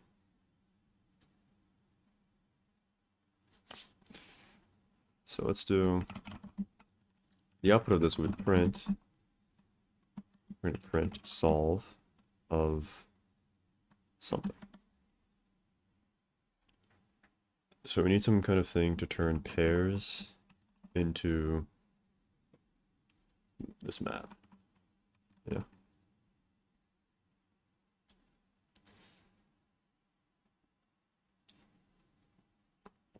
We're missing parse line. I'm just going to copy that. Copy that back.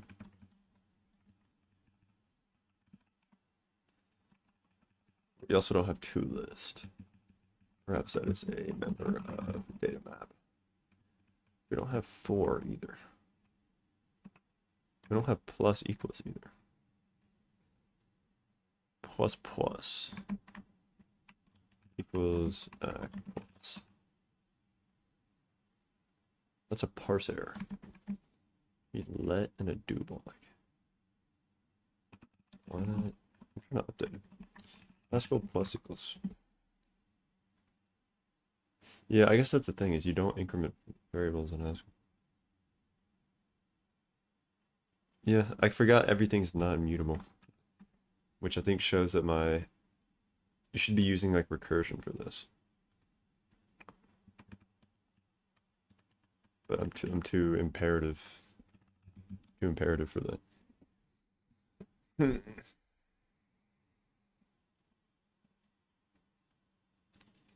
That is definitely something to note in this one as well. That there's definitely a cleaner way to do this that takes like 5 lines. But I'm just not good enough for that. But yeah. So you can't just increment check. Or I think you do like ACC prime, yeah? ACC prime is equal to ACC plus that. Need let. So let's let ACC prime. Then you have to work on ACC prime is the problem. And you're supposed to like call from her. Yeah.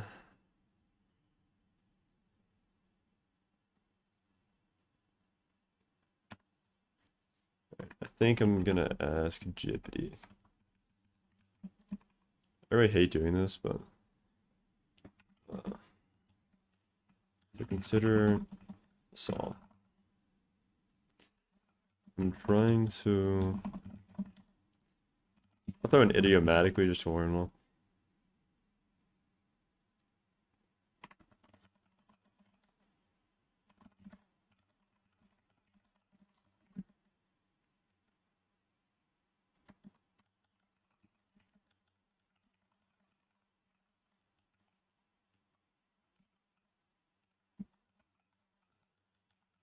Police. So let's see if that's useful. AC value. I think it got cut off. It looks like it got cut off.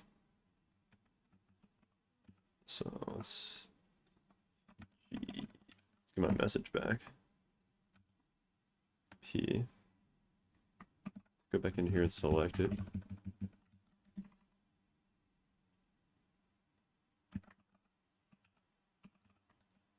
Get my message back again.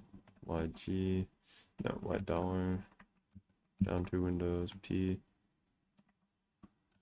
Get that out. Carriage return. Okay. So let's get this buff. Dude. Okay, it still works. Let's go.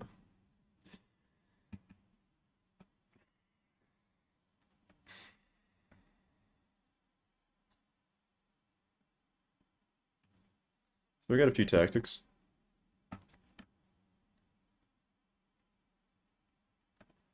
So this approach.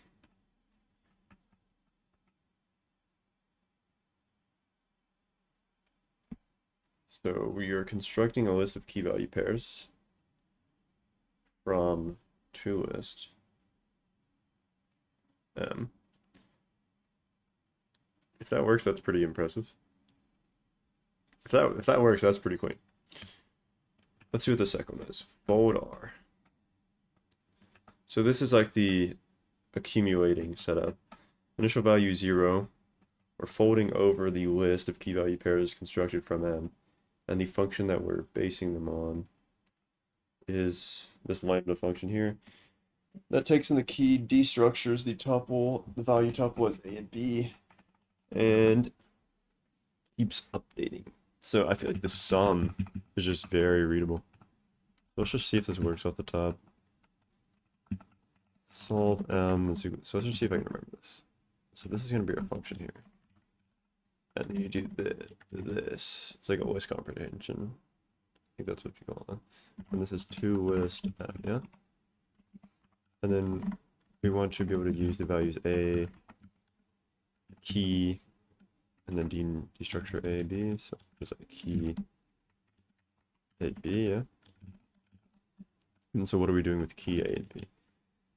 K, yeah, k and b. So we're doing k. What was it? We're doing a times k times b. A times k times b.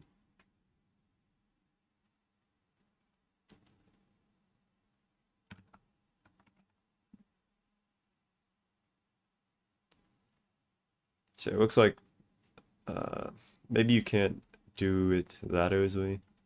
You have to go in here and do v. And then you do first of v times k times second of v. Put it 1 there. It looks like we do not see k. To list. Okay, so it's already a tuple. Okay, that makes a little bit more sense. So we have that, so that's fine. No. Get back to the problem of building map.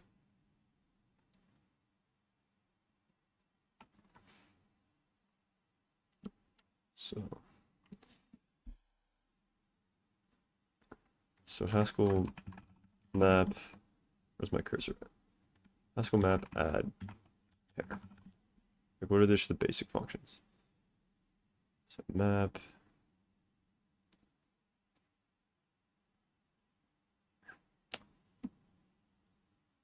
Not traversal, let's do construction. So you have insert.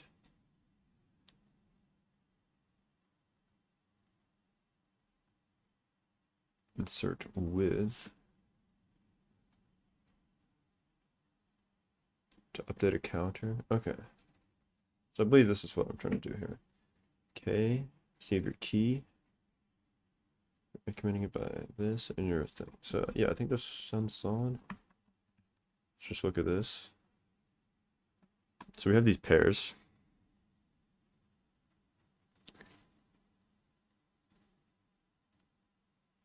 Maybe we can just implement this in the parse line because we already kind of have them separated in parse line here.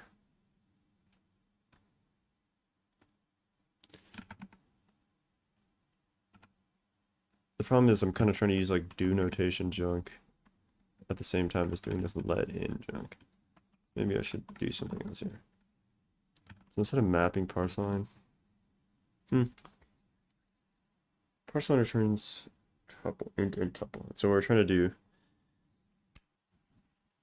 get the int, if it's in the left, add it to first v. If it's on the right, add it to second v. So let a be. So let's do here. So we have a and b, right? So what do we? Problem is we don't have access to the map from here. So let's instead call this build map. Yeah, then your problem is that you only have one int at a time. So let's just keep that.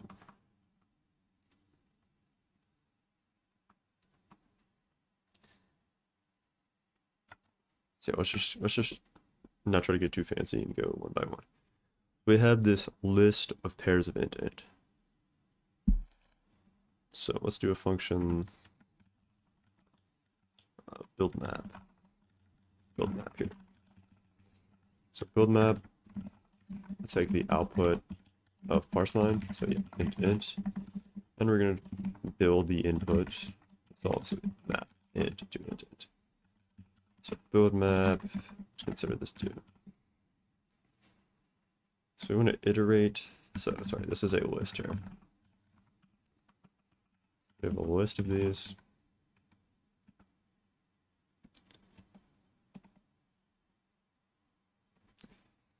So we want to define the map. We want to just keep using insert with and using this insert with function. We can. I gotta go to the bathroom again in a second. Let's get to a good starting point. Also, logbook 4 graded.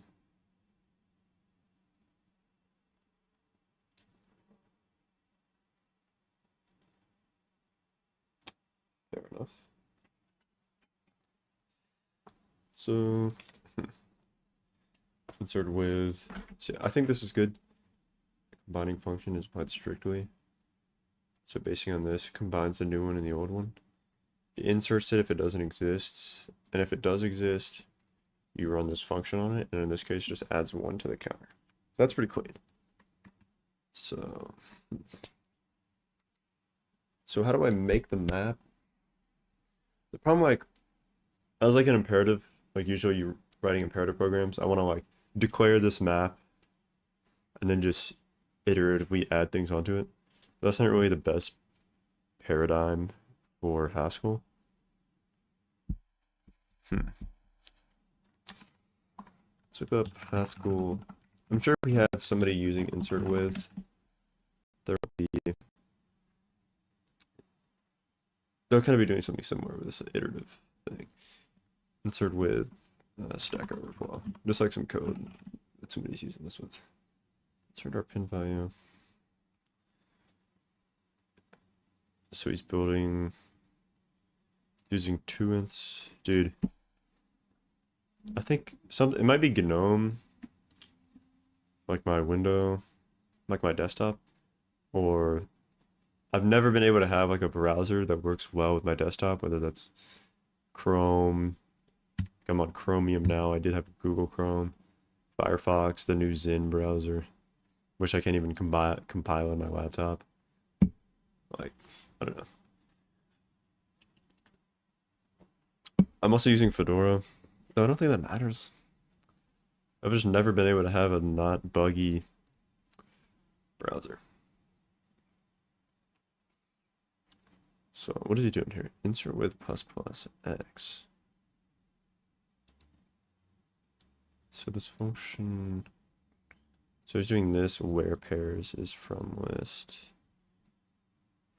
So he's making the map here. From list pairs. Alright, I'm going to the bathroom right quick. I'll just leave this on.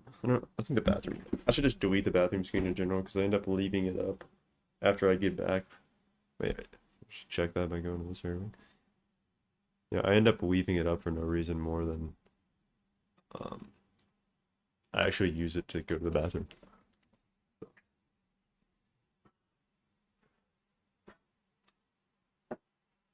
It's probably.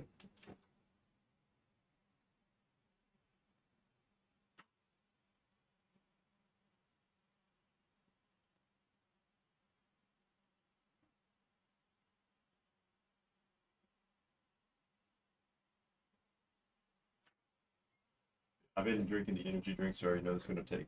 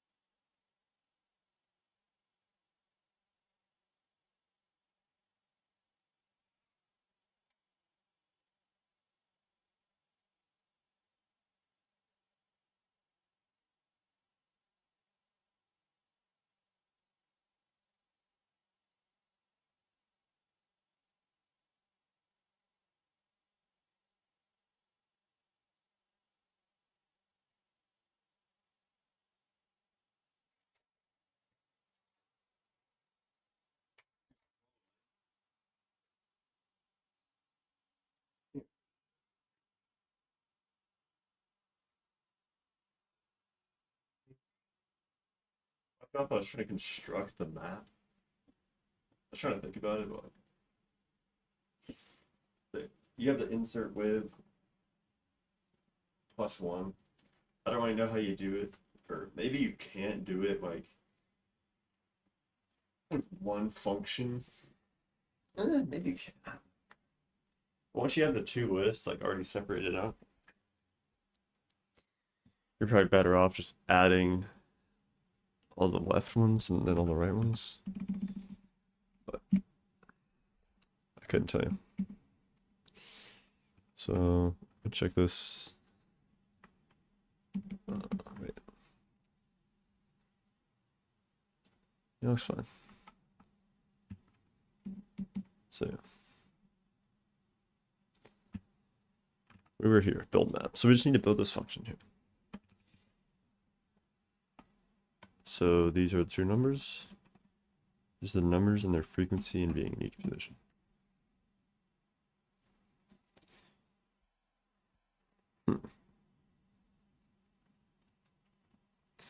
So I remember saying before that like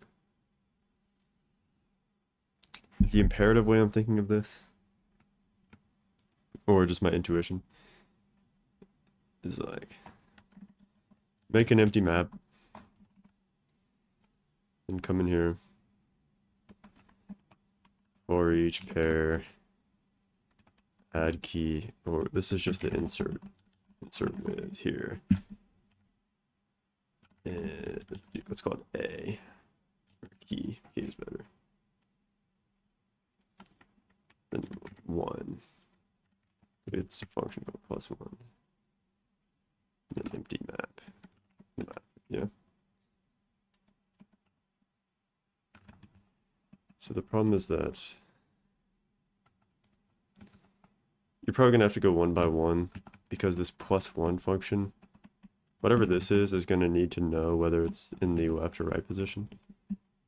So perhaps for each left, do this, for each right, do this, and then map, just returning it. So, but I think you might need to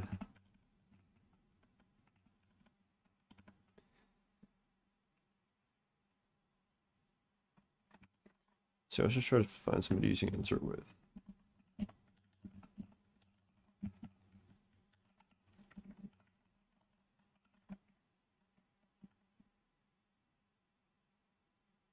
So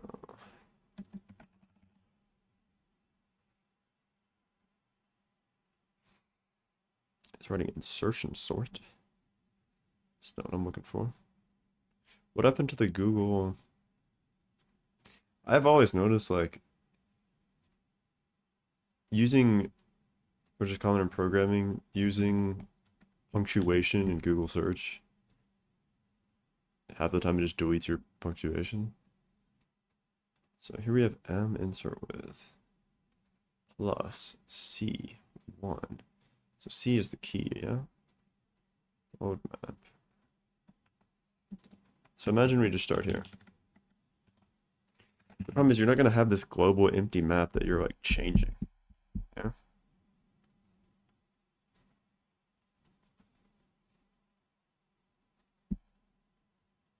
Maybe you can. What is M? How do you make an empty map? M.empty, okay. Map. So I think we imported this map.empty, yeah. Empty map.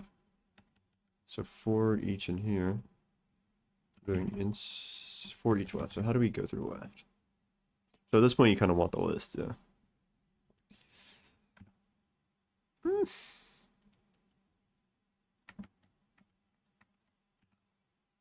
Okay, so we could map over first pairs.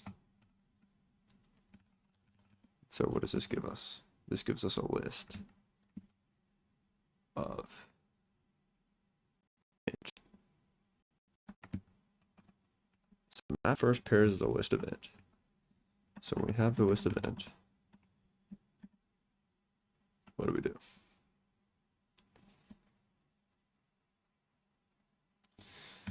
I'm really trying to write like an expression here. Not a statement assigning this to something, because I really just want to change m and not actually assign anything else. Maybe I need like m prime is equal to... See, I feel like this is where we need to fold, yeah? Because we're folding, fold L. Not sure which fold I need for real. Fold L. Let's just do fold R, I guess. Fold R. So we have this. So what are we folding? We're doing, the function we're doing is insert with this. The key is thing.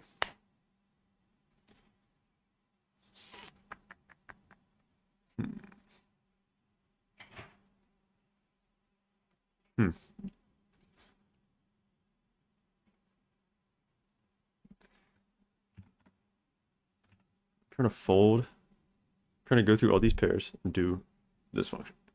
So fold R applies some function. So let's just look this up. Fold R, Haskell. Begins at the right end. I don't think it matters what end it does. So fold R plus 0, 1, 2, 3. So that's just what sum is. So starting at 0, and for each of these, it's adding them. So this one starts...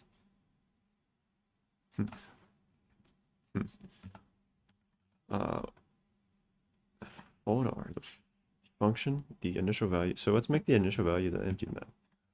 Fold R, the function is... Look, you forgot what the function was. Let's just make it that. Starting at M, map that empty. This implies combining the maps, but I think that's... We can figure that out. So we're starting at empty. And the last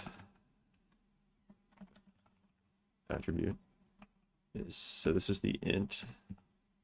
So yeah, this is the list of ints.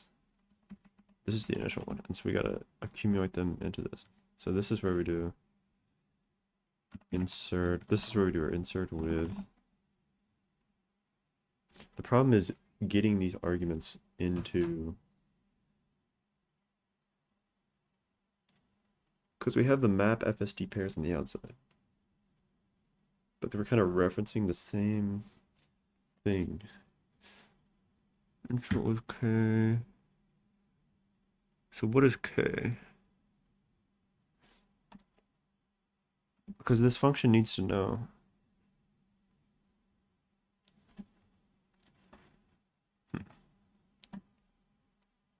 So I'm considering, what are the inputs to the insert with function? You have the key, the function that handles whenever the key is already existing in there, or the function that handles what you're doing when you add it, and the map. But then fold R also needs the list and the map. Folding with insert with. Consider that.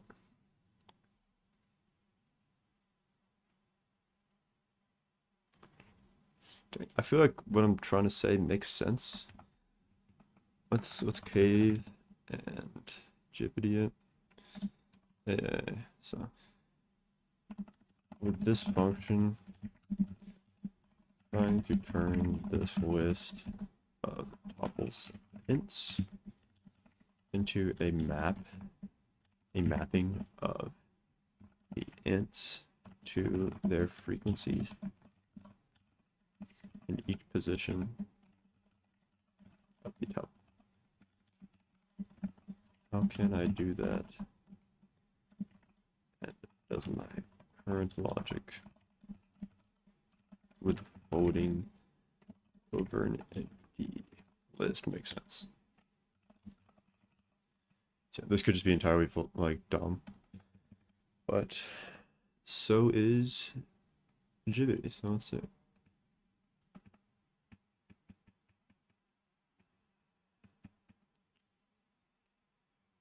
So add left. What add left n equals map.insert with. We have this lambda function, l plus 1. So yeah, this is the thing where we're doing +1 and 0. And 1, 0.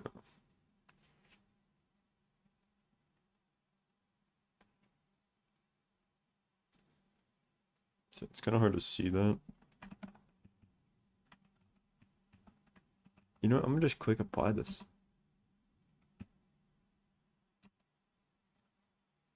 He's trying to quick apply this. Doesn't seem to work. Gotta go here, gotta go bracket A. Yeah, I don't think that apply this thing works. But window up.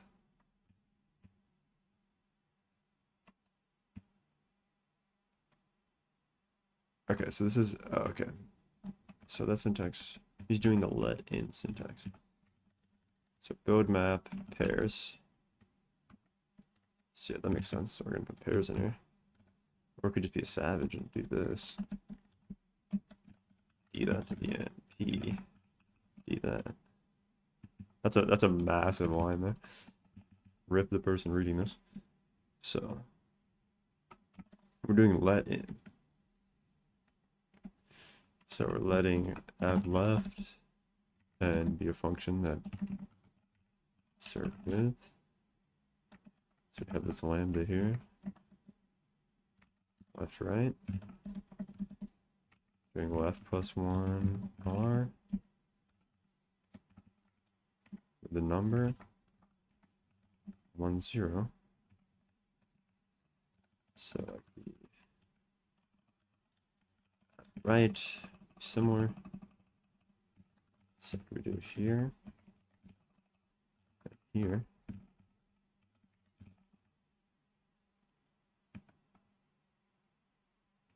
So yeah, I don't think that's how let works.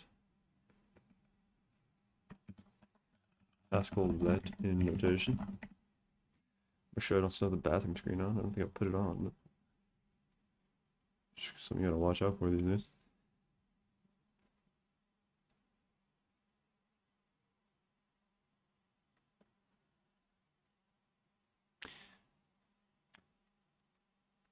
Yeah, I'm looking for this long let setup.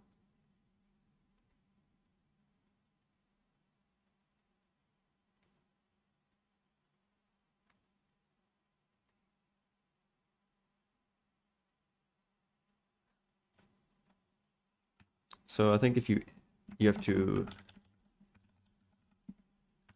you just have to. So what is this going to be in? This is going to be in M2. In M2. So we're saying M1. Okay, so he's doing forward R. So he's doing 1 and 1. So M1 is making the map from the empty map. So it's here, forward R. So now we're doing the left. So we're going to do map.empty. And we're only counting the left. So X, where in this tuple, we're just not considering the right. And this is being constructed for pairs. M2. So we're calling add right. We're not starting at map.empty, we're starting at M1. And we're going to consider Y, where it's underscore Y constructed for pairs.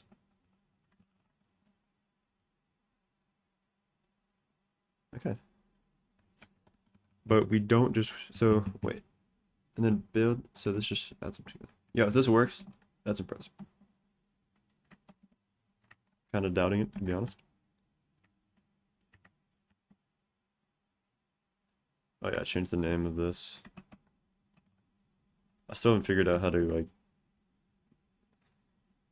correctly move through my terminal. So what do I want? I want one.text piped into 1A. I don't think I compiled it. Yeah, not 1A. I want it into B.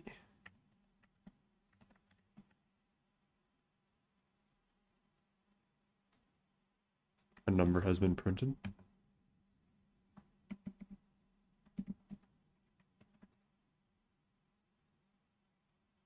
Let's go. No, that's pretty cool, yo. That's pretty awesome. Said my rationale was good. I do regret that I had to use the AI bot to turn the Russian keyboard on. I do regret that I had to use the AI bot to define this. I do think I could have. I know what needs to be known to come up with this. What did I have before? This makes sense. This is what I was trying to do. I didn't quite have it. I was doing let. What was I doing? I was doing foldr, map empty. So my primary problem was trying to do this map first pairs instead of. So yeah. I think I still did pretty well. Yeah, I was trying to add one to the left and to the right. It was mainly just a matter of syntax. Perhaps I'm being too nice, but I'm satisfied with that for day one. Minimal usage of this. So yeah, sweet. M2. So yeah. You define the function to add left, the function to add right. Then you fold over it. You're starting with the empty list and you're accumulating all the things on the left. Now you're going on the right, so you're turning the pairs and just discarding the ones on the left. I'm curious, like, I'm curious if the compiler, because certainly in an imperative programming language, you would never be going through pairs once, discarding all of the right, and then going through it again to discard the left when you could just, in each iteration of pairs, go through it. I'm curious, see if the AI knows. Go to this. I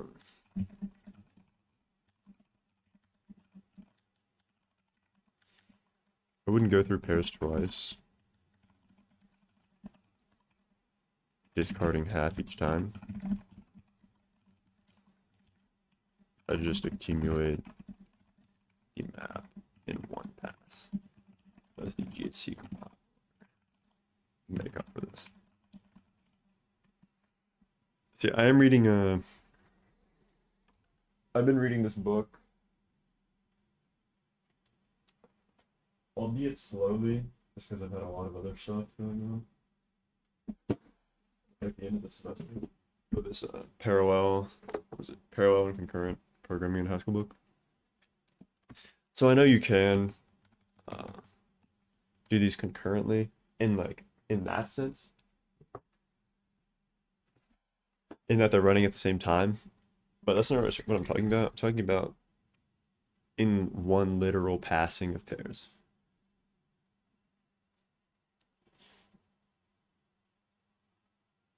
So it seems you really just need to write. It seems like a skill issue. You just need to write better Haskell. So this is suggesting folding on a generic add pair from the empty map. So this is more generic and not just left and right. Add pair xy to xy. Insert with combine y.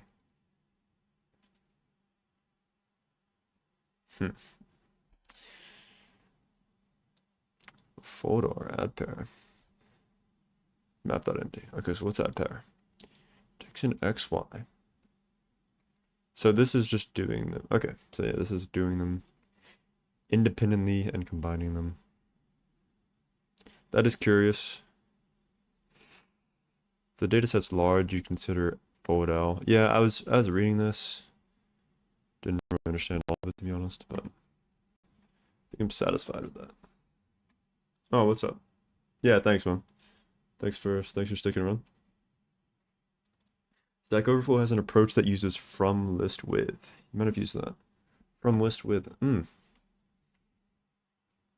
That does sound kind of smart. Like combining. Let's look at it. Is it in just a general approach, or is it like specifically for this? Let's look it up. From list with. Or Stack Overflow.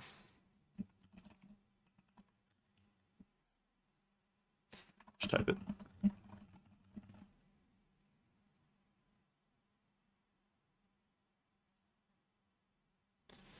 Let's look at this one.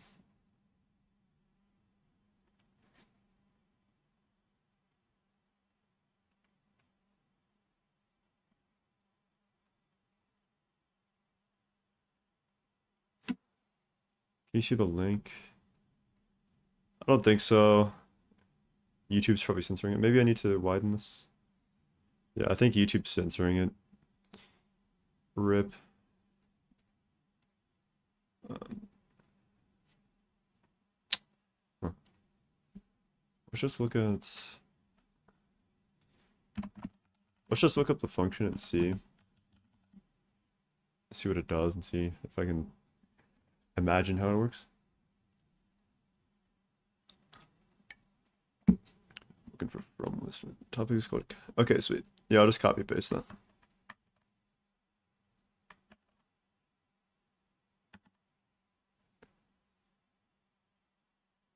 I pasted it twice.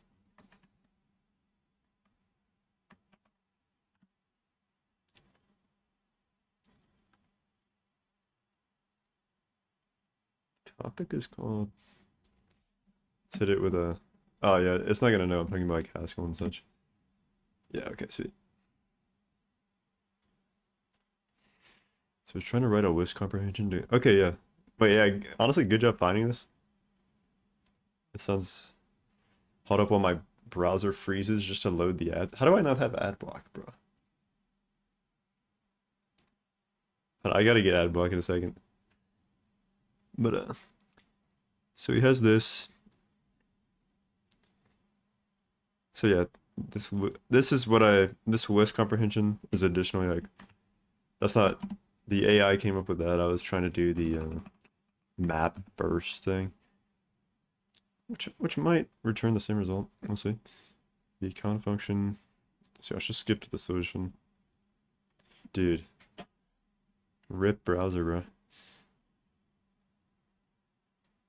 From list with plus. From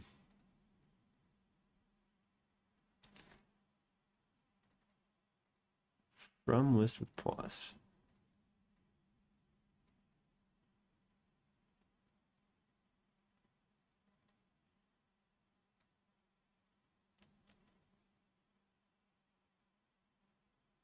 It is kind of crazy. That is a really clean way to implement this. I'm trying to consider. So this is returning a map, yeah?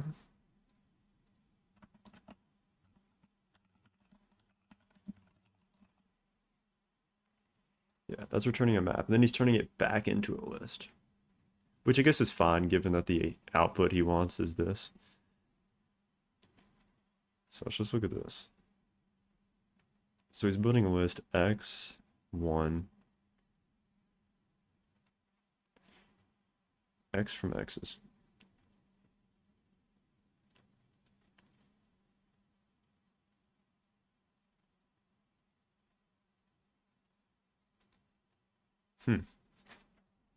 So if this was my case,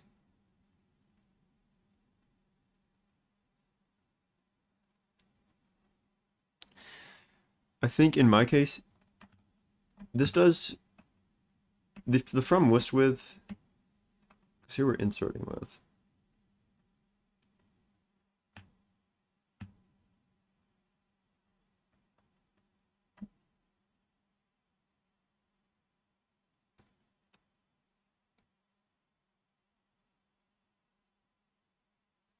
That is a nicer tactic, at the very least, in that it avoids this like 0, 1 tuple at the end here. If I wanted to do that, I need to... So you remove the two lists and you just have a map of numbers to their frequency, yeah? But let's just try that right quick. So, what I'm trying to do... You're no longer folding here. It'd be like M1. You want the maps from list with. The function is this.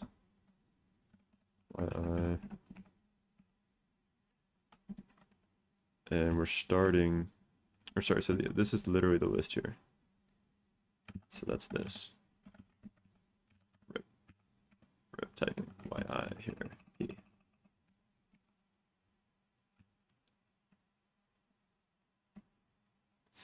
So this from list with variable not in scope. So imagine this is probably a map. Error is that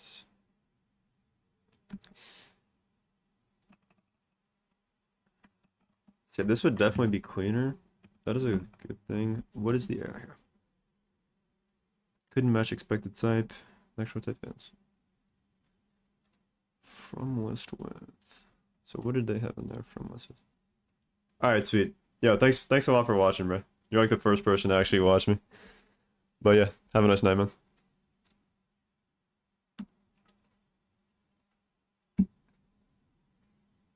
And yeah, thanks for finding this. I'll try to... Right now I'm just going to try to see how the from list with works. Yeah, thanks a lot for coming, yo.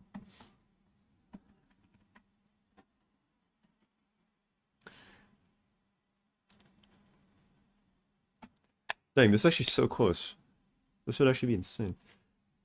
From list with. So the x in... imagine this as int. Unless it's capitalized. Couldn't match the expected type k, a, b. The actual type int. No, where's my cursor, dude? Okay.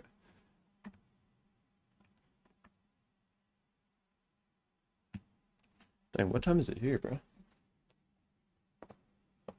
It feels so late because I just changed the time. It's only 6:40. Alright.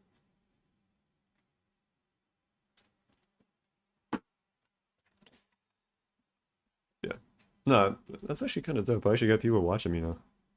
People being one person, but I'll take it, bro. Dude, why is my browser so shite? I'm kind of being a complainer about it, but just everything is so like laggy. Go to my system monitor.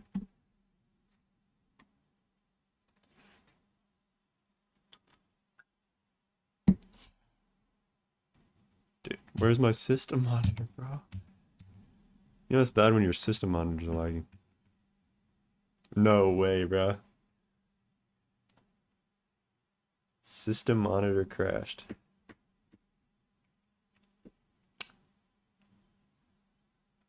That's not alarming. So, yeah, I'm curious. The from list with it's taking LR, so. Oh wait, yeah, this is kind of this lambda doesn't match. Wait, yeah, this function is not correct. This is just this. Yeah, this lambda is not correct. Is it just like plus here? From list with. I need to consider the arguments.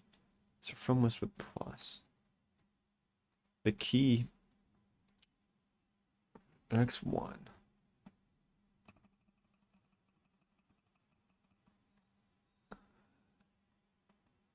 X not. And he's doing x1. And he's adding it, yeah. See, I'm a little dumb there. Plus in here. No instance for num int int.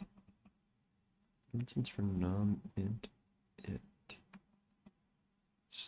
pairs.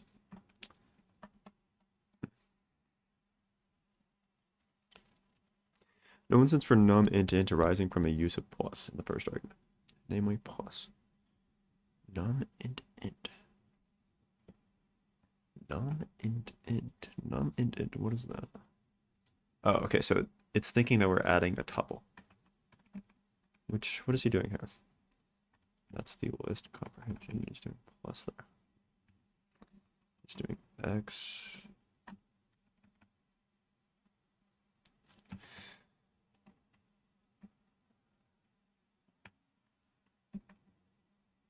So his x's is a list of cars. My pairs is a list of, oh yeah, so his is a list of ord. Mine is a list of tuple of ord. So I thought I was already destructuring the tuple with this. That appears to not be the case, because he's doing, no, he's not doing that. X underscore. Yeah, why doesn't this work? No instance for num, but I'm already destructuring the num. So let's try to ask this. There's A on this line. Why doesn't this line work? Fix me types. Fix me types, пожалуйста.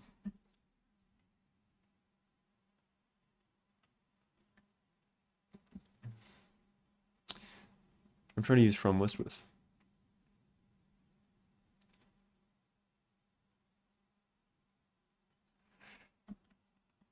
Do it using from list with. So it's kind of insisting on not using that, interestingly. Though he's going back to to list with it.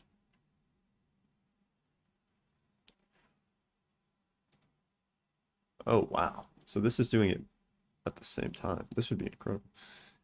Bud pairs. So it's kind of hard to read in this.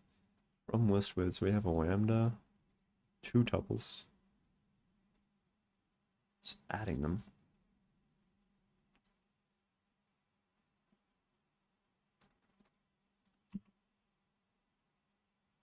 CT. So let's just read this. First, let's make sure it works before I start wasting my time reading this. GHC. Wow. Okay, what is going on here? From list with.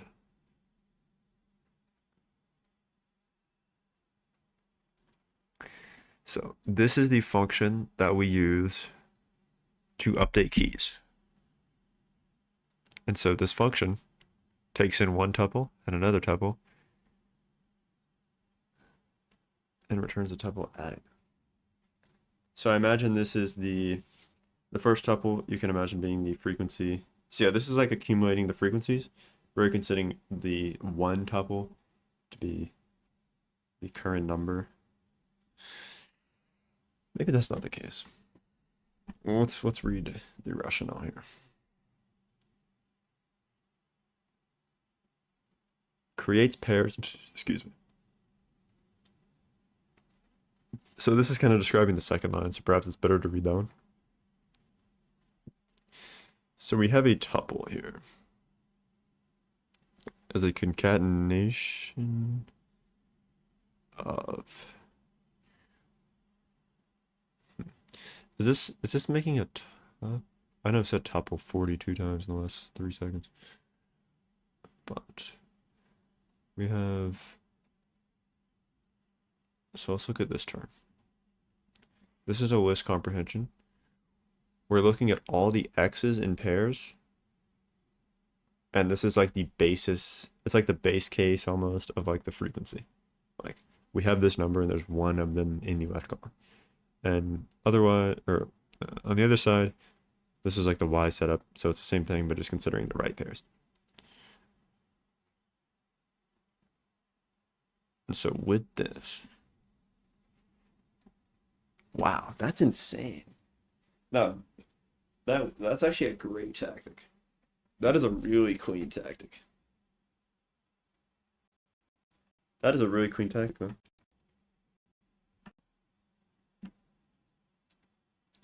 No, that is a great tactic. That's really clean. That is nice.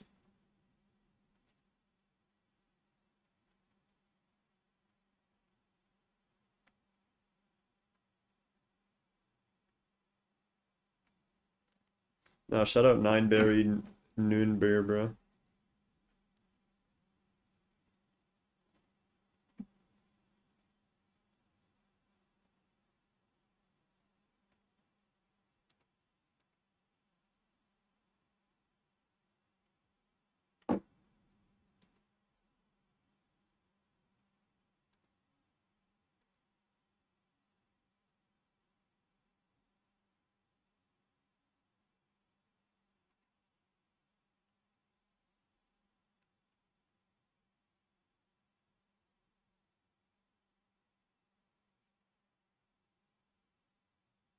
You got a wild account, man. You know how to interpret what's going on there.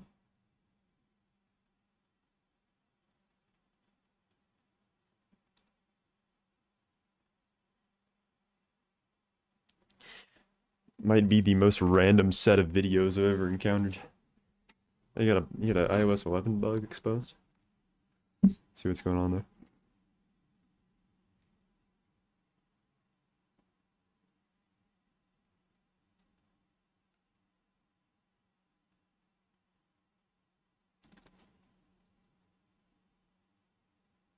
Some sort of website. Hello world.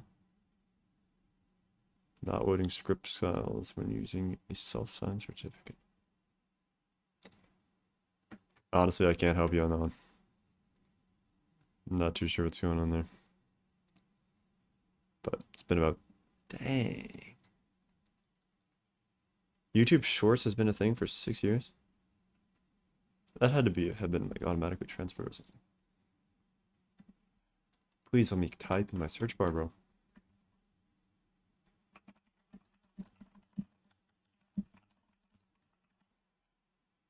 Yeah, so that guy like migrated automatically or something. It's kind of curious.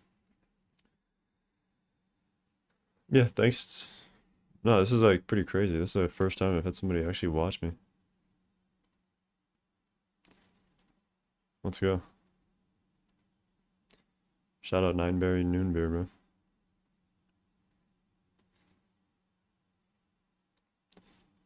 So yeah. First day, advent of code. Pretty solid. This solution is so clean. That is really clean. Actually, I really do enjoy GHC. Even in compare, like, using interpreted languages and just getting, it's always kind of annoying just trying to get like a binary just built. I'm not even sure how you would casually just compile something. I guess you don't is the whole appeal of compiled languages or interpreted languages. Though I know GHC has a runtime as well. I don't know. The lines are there. But it is nice, just like any other language compile, run. It's the fact that you have like a big runtime, and almost that was a lot of blabber. What I'm trying to say is it has a nice build system for being a language that I would expect to be some kind of more abstract, like Pythonish interpreted setup. But that's not really the case. You just build and run.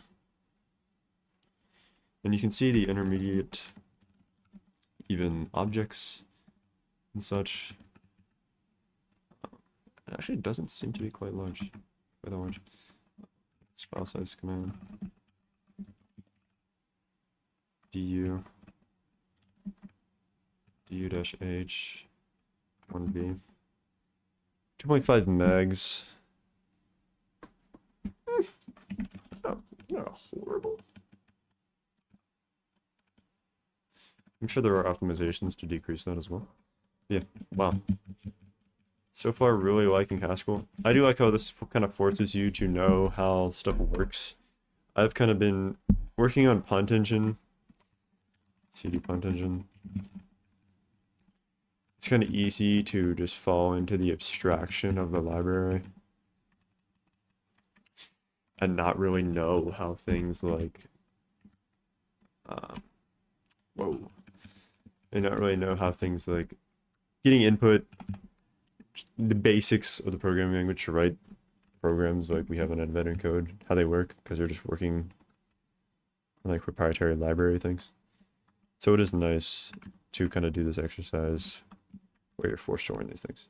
Especially like you can see how incompetent I was at using this like from list with and like some of the other map functions. So it's gonna be nice over the next like 20 days.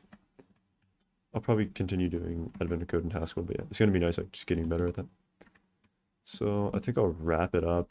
It's been about 3 hours. Probably gonna hop on GTO Wizard and do some studying. So let's get on. Let me go to bathroom mode just in case I leak my password. Let's make it looking at IP. GTO Wizard.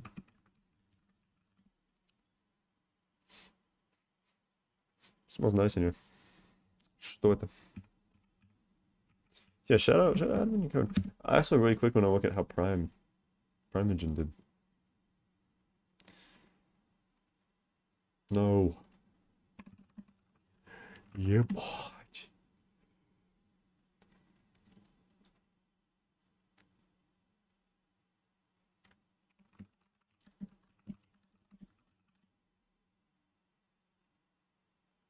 So it took him an hour.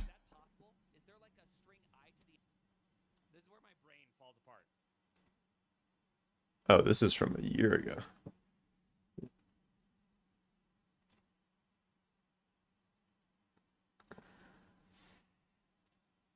Where's the stream at, bruh? 2024. Oh, wait, there's a leaderboard? What is the competitive part? Leaderboard. He's getting a star first. Oh, so it's like a speed thing. I don't know if I care to do that. Don't you have to stay up at 2 a.m.? I got a bedtime, bro. I don't got time for all that. What you mean, bro?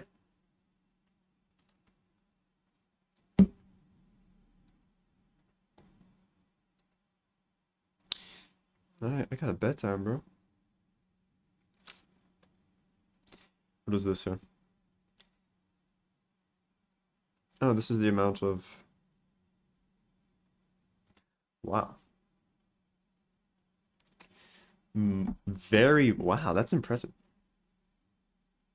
That is crazy. 15x more people have done both parts than just one part. That cannot be right. I'm very surprised. I'm very surprised on that.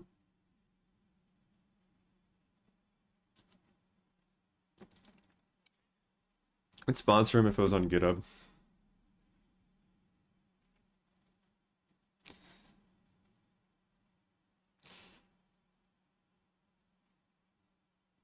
I must just ruin myself.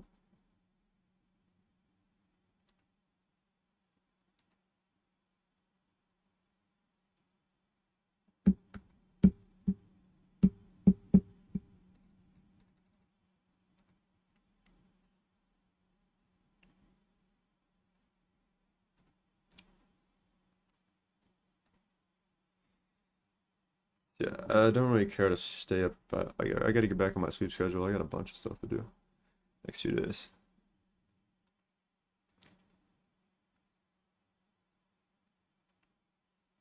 Shout out Jane Street. Shout out Code Crafters. Code Crafters is really cool as well.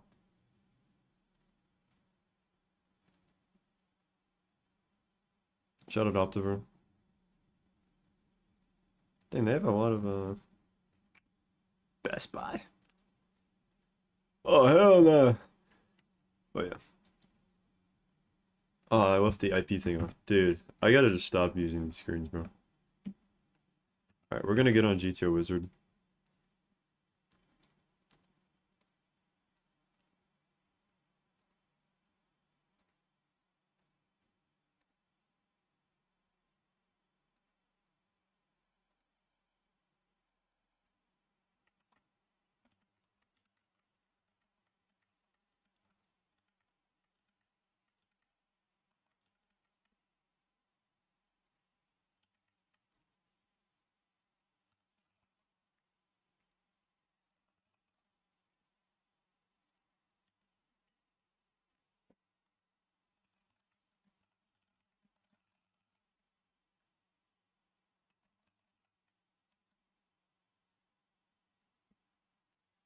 So I'm just updating my stream.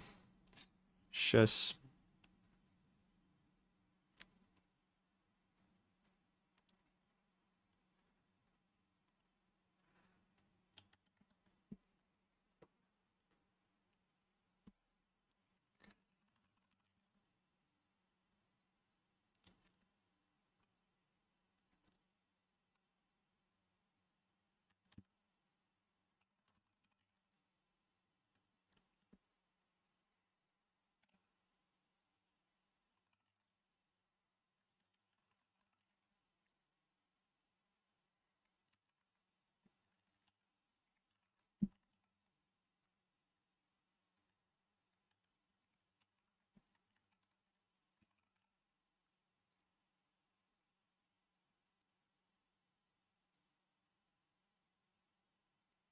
I hate how the plus sign in a YouTube title implies that you're like you're pinging somebody.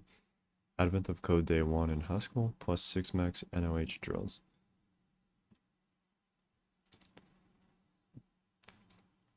We'll just do a comma.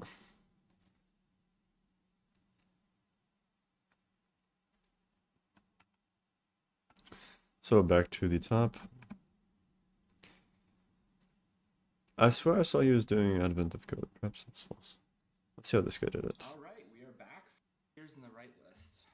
Oh yeah, it's just that. He's using Python. And then sort the two lists.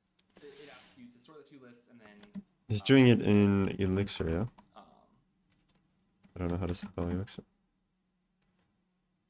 Oh wait, I just saw Imogen. My favorite pastime. There has to be something wrong with me. I don't know. Maybe it's my own Bratz, где? autism that's been roaming free on the shores of X. I don't know, but I just get unreasonably excited about Advent of Code. But why would anyone get excited about Advent of Code? It's just Christmas flavored leak code, right? Now hold on, it's not quite that. Give me a second to explain it. If you don't know what Advent of Code is, it's a series of increasingly difficult problem where you, Santa, have to continuously address the blunders of your elfish cohorts by programming yourself out of Scooby-Doo scrambles. The first few challenges anybody with any level of programming can effectively approach, and then eventually it gets all the way up to like Mythic plus autism raids. I usually don't make it up to here, okay? I usually make it to like day 6 through 10. But why do I get so excited about this? Why do I want this experience every single year? Well, it's because it gives me the opportunity to explore a new language, and not just in some simple way where you build a project, though that is the best way to learn a language. The problem with just jumping in and learning a new language by building a larger sized project is that you just create an immense amount of technical debt because you don't even understand how to use the language itself. So inevitably, the project becomes part of my elephant graveyard on my GitHub. That is a good point. The amount of technical debt I can create on a new project in a language I don't know how to use is very impressive. Yeah, that's kind of insane. Or depressing, depending on, you know, what side we're talking about. So for me, Advent of Code allows me to kind of like explore the standard library, kind of see some basic small patterns, and so that way when I jump into the inevitable project, I can jump into it with at least some level of understanding. This is how I learned Rust, and now, this year, I'm going to learn Elixir. That's right. We're doing it. I'm finally going to Shout become out a to Elixir. functional bro, but this is like I'd functional rather use light, Gleam. I think. I'm not even Yeah, sure it's, if yeah, it is actual functional light. Haskellers will consider this a functional language. I know Real. that I will get zero That's street real, cred though. from Twitter for learning this one, Yeah, but actually. nonetheless, we're doing it. I am going to learn Elixir. The reason, obviously, I choose Elixir is because shortly I'm going to be building a server with Elixir, and I just want to be familiar enough. Also, I'm going to be using Zed. That's right, the text editor Zed or IDE. I'm not really sure which side it's supposed to fall onto, but I'm going to try it out. I tried it out for 30 minutes. It was sit through all of Advent of Code using this editor. It's just another great reason for this Christmas season is that you can explore tech that you just it's also a lot easier to do that when you don't have a job. On real projects. And to kind of psychoanalyze myself a little bit, give myself the old Freudian slip, if you know what I mean. Oh, shout out Sentry, bro. One of the reasons why I love Advent of Code the most is not because of the new tech, it's not because of the exploration, but because it gives me this like old feeling of being in school. Because in school you I was really trying to work at Sentry, but I failed my interview. And 20 people, 50 people, 100 people all have to solve the same problem themselves, and it allows me to kind of like I just couldn't recall through and think through a problem that may be hard for me with a bunch of people all at the same time. There's just really not another time in life that this happens. Because when you're at work, often, at least for me, either I was building a tool for somebody to solve a problem, or we were both working on a singular problem where I took side A, they took side B, right? Like you never actually worked on the same thing, doing the same thing. It never gave you kind of that camaraderie that I would get when I was in school, where I had to like fight my way through just to be able to pass class. And this is what Advent of Code gives me. It gives me that. Again, it kind of gives me this ability to regale my life of my childhood. I'm not even sure what that even means. I think I used all the wrong words there. But it gives me that chance to just have that one more experience of working together through stuff that is difficult. So go ahead. You should try it out too. You should try Advent of Code. Pick a language you've never used before. Hell, do it in Bash. I bet you could easily get to about day 5 in Bash. And enjoy this Christmas-flavored lead code. It's fun. It's actually way more enjoyable. I do not like doing lead code, personally, but I enjoy this quite a bit. The name is the Chris Messaging. We fired our top... Shut up. No offense. Test. All right. Dude, I have so much work to do. I'll survive. All right, we're just going to hit a few rounds of this. Stream. Advent of Code, day 1 in Haskell, 6 max NLH trust. The cutoff, probably raising this. What's the EV here? Minus 0.1 EV. There. No. Next. So first off, I want sound. One table. Hijack. Folding. Queen 9 on the big blind call. Huh? What is my range against hijack here? Queen 9 off, not there.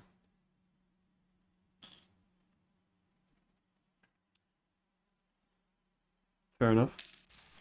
No, oh my gosh. Let's hide that.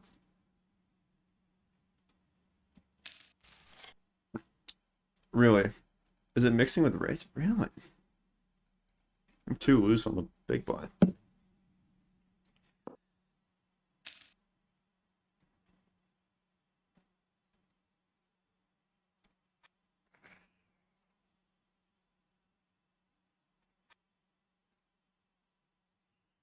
King, queen. Open and then fold. Cut off 10-8 fold. Small blind with queen 9, I'll raise. Get a call. Ace, king, queen. So I smash the flop here. I haven't really studied blind versus blind like this. Let me consider big blind is quite...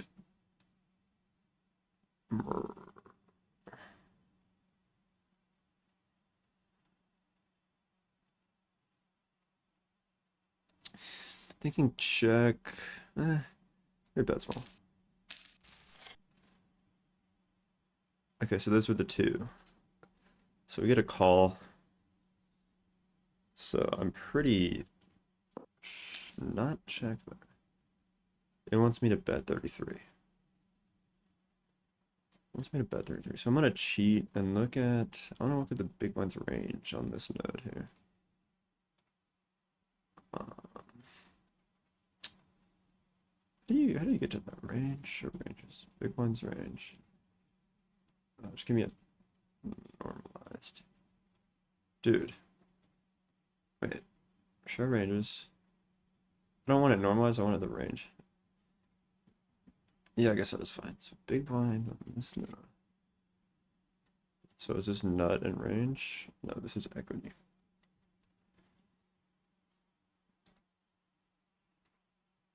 So looking here, on this spot, when I check, so I want to go to this node here right after the flop. Sorry, flop, bet, calls, and then the turn. What is his range on this? Where I swear there was a thing here, 3 dots. You can see the big ones are. So the big blind here on the turn, or I guess it's after the.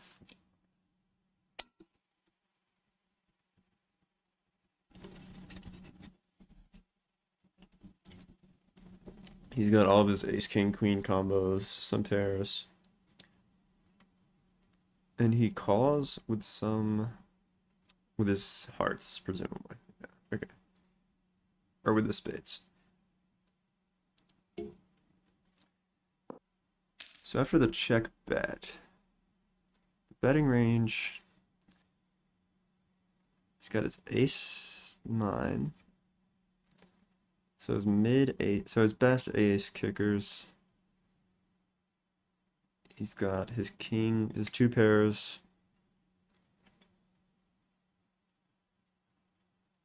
And these must be hearts. No, so actually not the hearts. He's got some 10-6, 10-6 of spades. Okay. So I feel like I gotta call that. And the jack comes in. I check, check. Queen deuce. Okay. Wait. I should probably stop drinking energy drinks. That's getting a little late. 6-3 fold. King 9 fold. Ace 5.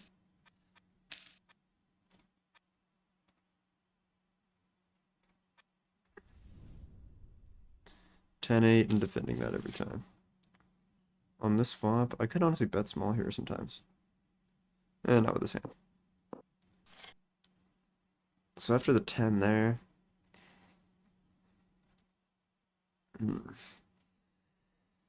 So I gotta check back on that. He doesn't really hit that range that much. So looking at the equity chart here.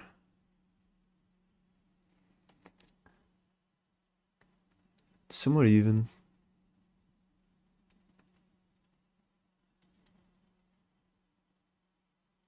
So I have the nut advantage. And a range advantage is not big, so I'm checking here. Could raise some frequency? No. So here. I feel like I gotta check to that. Definitely raising. Medium or large? Probably large. I'm gonna fold. Okay. So EV. Check. Wish it would show these EVs. So it's actually pretty similar, interestingly. And it's still within 10th of big blind, impressively. So I want to see what his range is.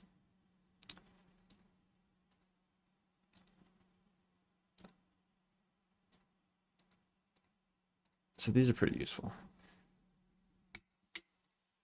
So let's just replay this. Is it this? Yeah. So 10-8 when I call. 5-4-4.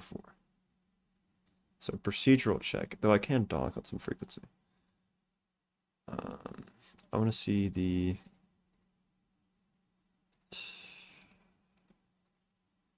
What do I want? I'm trying to see my strategy on my range. Big blind strategy. Okay, so... Yeah, this is what I want here. So with 10... What do I have here? 10-8. Okay, how do I click off? 10-8 suited. It wants me to bet with the spades. That makes sense. So donk.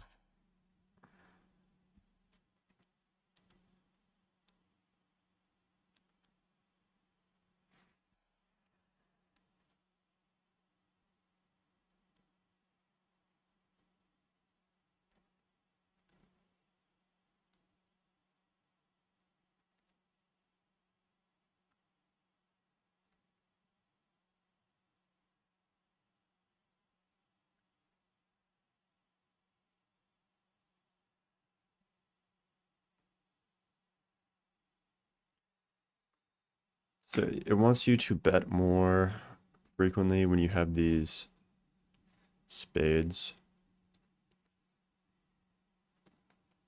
So let's check. It checks as well. So here,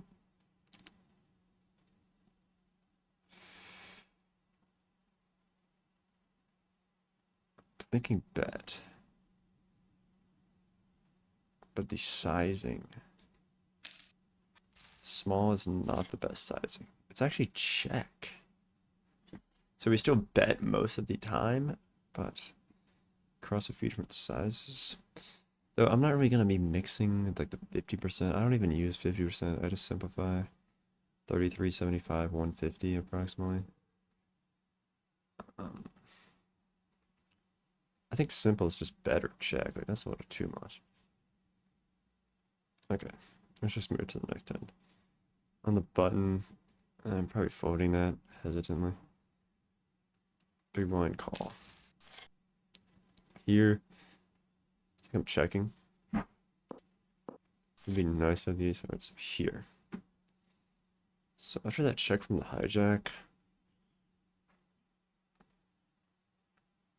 it's checking range is still a bit protected. I still have okay. I think I'm checking. So after that bet, I probably got fold. Yeah, okay. Next, so 10-9. I kind of like calling these, but likely gonna be a fold. Button, probably raising there. Wants me to call more often. Queen 10. It likes a bet here. It likes a small bet. Interesting. So after that, hand's pretty weak. I gotta check. I think I have too much showdown value. Too bad. Okay. Ace queen. I'm raising. Really wants a fold there against. Oh, okay, yeah, under the gun versus hijack. But in the case that I do, I got a bet here. Unblock spades. I go small. After the call, I imagine, yeah, I don't really have a big preference for. I don't expect much EV between the two. Still says I'm entitled to a significant portion of the pot here. I have diamonds, club, diamonds, club. So it wants me to at 25. I never really mixed the B25. Check. Wants me to check B25. It's B25 because it says it. So I'm gonna look at his range. Expecting his range to have the queens. I imagine some clubs, some spades were already raised. Let's look at that. So he has some pairs. He has all of his queens. So looks like he kind of filtered out a lot of his. He's just quite merged. So here I feel like I can bet a lot. Wants me to bet small. Not me. All in. I feel like I gotta call. The odds are just really close there. So let's look at this again and kind of inspect how his range filters throughout. So. Oh, wait. This is when I raised.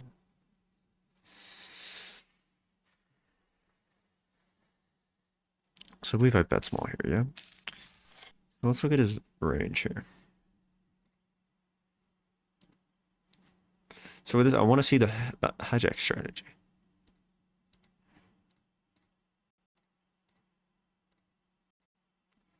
I want to see the hijack strategy on this. So how do you do that? Here, make this big. Hijack. Why can I not see the hijack strategy?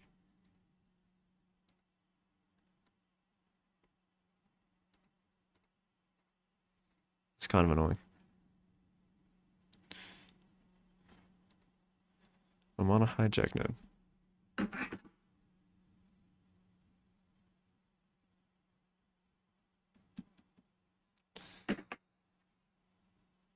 Yeah, I feel like I wish I could see that. It's kind of annoying. You have to go into this. So ace 4 is a fold after that raise. This is pre.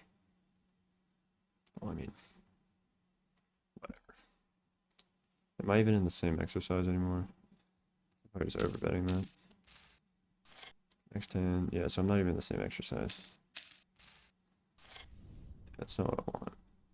Let's go to drills again. Back to this. Continue. See, I think you gotta. It's kind of not that easy to study in depth in the drills because you can't see the other opponent's range. Raising small there. We get a call. So out of position here, I'm probably betting small. Really? 2 EV more to check. 0.02 EV more to check here. That's a call. On the 4, check, check. Probably checking. Really, it wants a bet there. It wants a bet. So it's the same EV. But it wants a bet of 36% pot.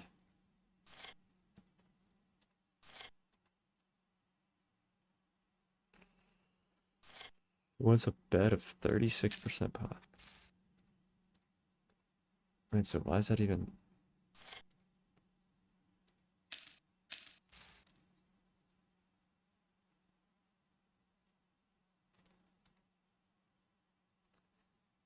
Ace 5. Ace 8. Fold it. Ace 10. Fold. Ace Queen. Raise. Get a call from the button on this flop. Flop is a lot better for buttons range. I'm calling this. Okay, it wants you to call that. So check. I was planning to raise there.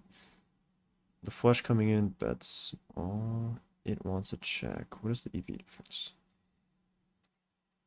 The EV. Where's my EV, please? So actions. Where's the EV, bro? Oh my god. Okay, gotta click that. So it's minus 0.03 big blinds. 2. Check. So let me look back at this. Raise. Raise. I guess now he's a different end.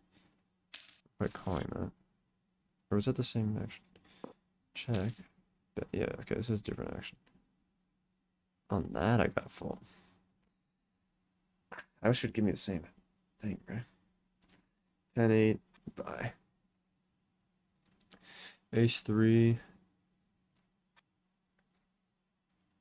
We got a Queen Jack. Let's cut off raise. Queen Jack. Big blind raise. I'm probably calling that. Ace king 9. So he checks. Wait, check it back. 7. Check. So I feel like I kind of got to start betting here. That's not the case. It wants a full check almost. Bet and a fold. Okay. Ace queen by calling. No. I'm getting weak pre folding. Especially in high rake. I can't be calling that, dude. I'm not calling that. I'm just gonna raise that. Check. Kinda wanna bet here. That's small, raised, I'll call. 3. So that's pretty trash. By folding. Next. 7-6 on the hijack. Call. Against a big blind raise. Hit a 7. That's made a fold here. That's surprising. What is his range raising there? It's like, if I want to see what is his range raising there, I go to big blind. I go to strategy. Yeah, strategy, make this big. Big blind. There's no strategy. Why?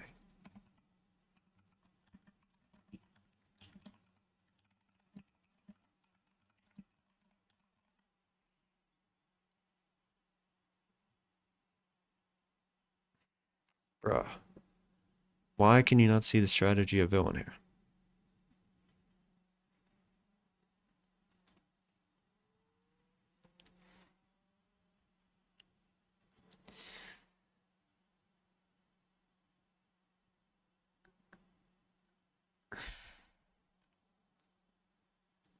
Range. Range comparison? No. Big blind. So big blind range here. We have no strategy. So this will open it, study the spot, open it, find a window. Let's study the spot. So maybe you gotta go here. So the big blind here is range betting. So he's range betting. So what is his range here? His raising range. All of his combos. Queen, queen. Nice king. Queen, queen plus ace, queen. Ace, king, sorry. And just a little bit of everything else. So my range, he pretty much dominates me on this flop. So he has aces a large percentage of the time here. Let's look at this as... So I'm curious for strategy plus EV. I'd also like to see... so he has all combos of these, okay. So he has all of these combos. So he has so much of his range. But these are blocked, so like he has a lot of aces here. Because he only has one combo of king, king left and half the combos of ace, king.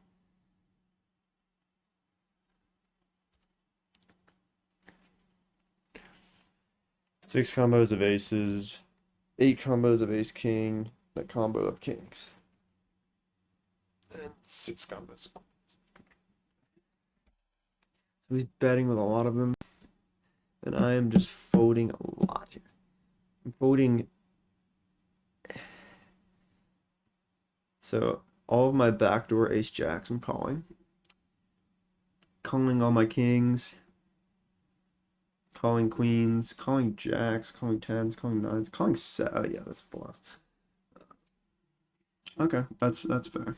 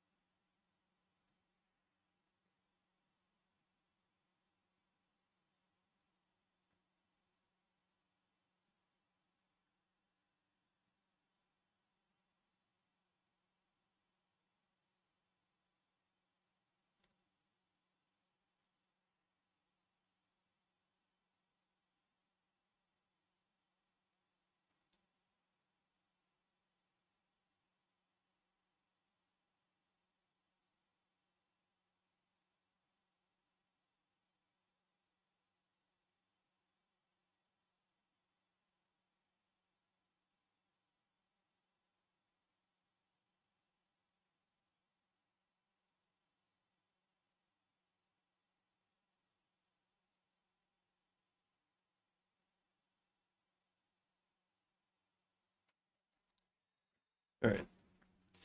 So, that's solid. I need to start studying tournaments for what's up 25, bro. Let's do some. Been in the trainer a lot. Reports, study board frequencies.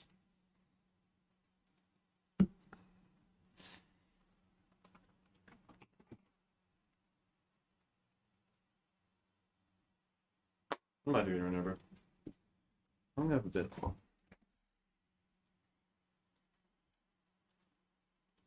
Been on for 4 hours ish. I'm gonna go to the bathroom right quick. Go this way.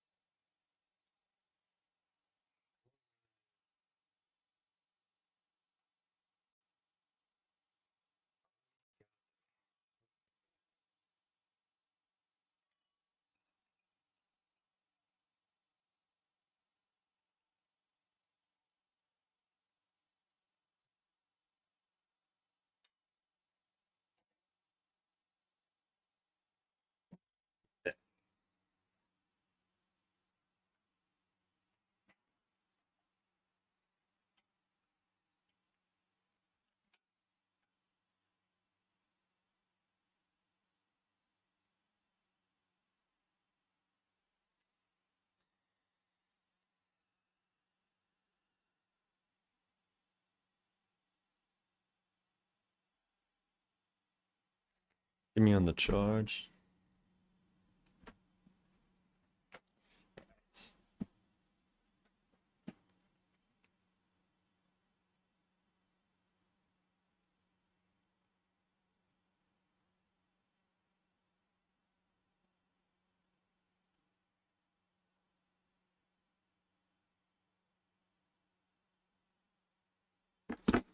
Alright.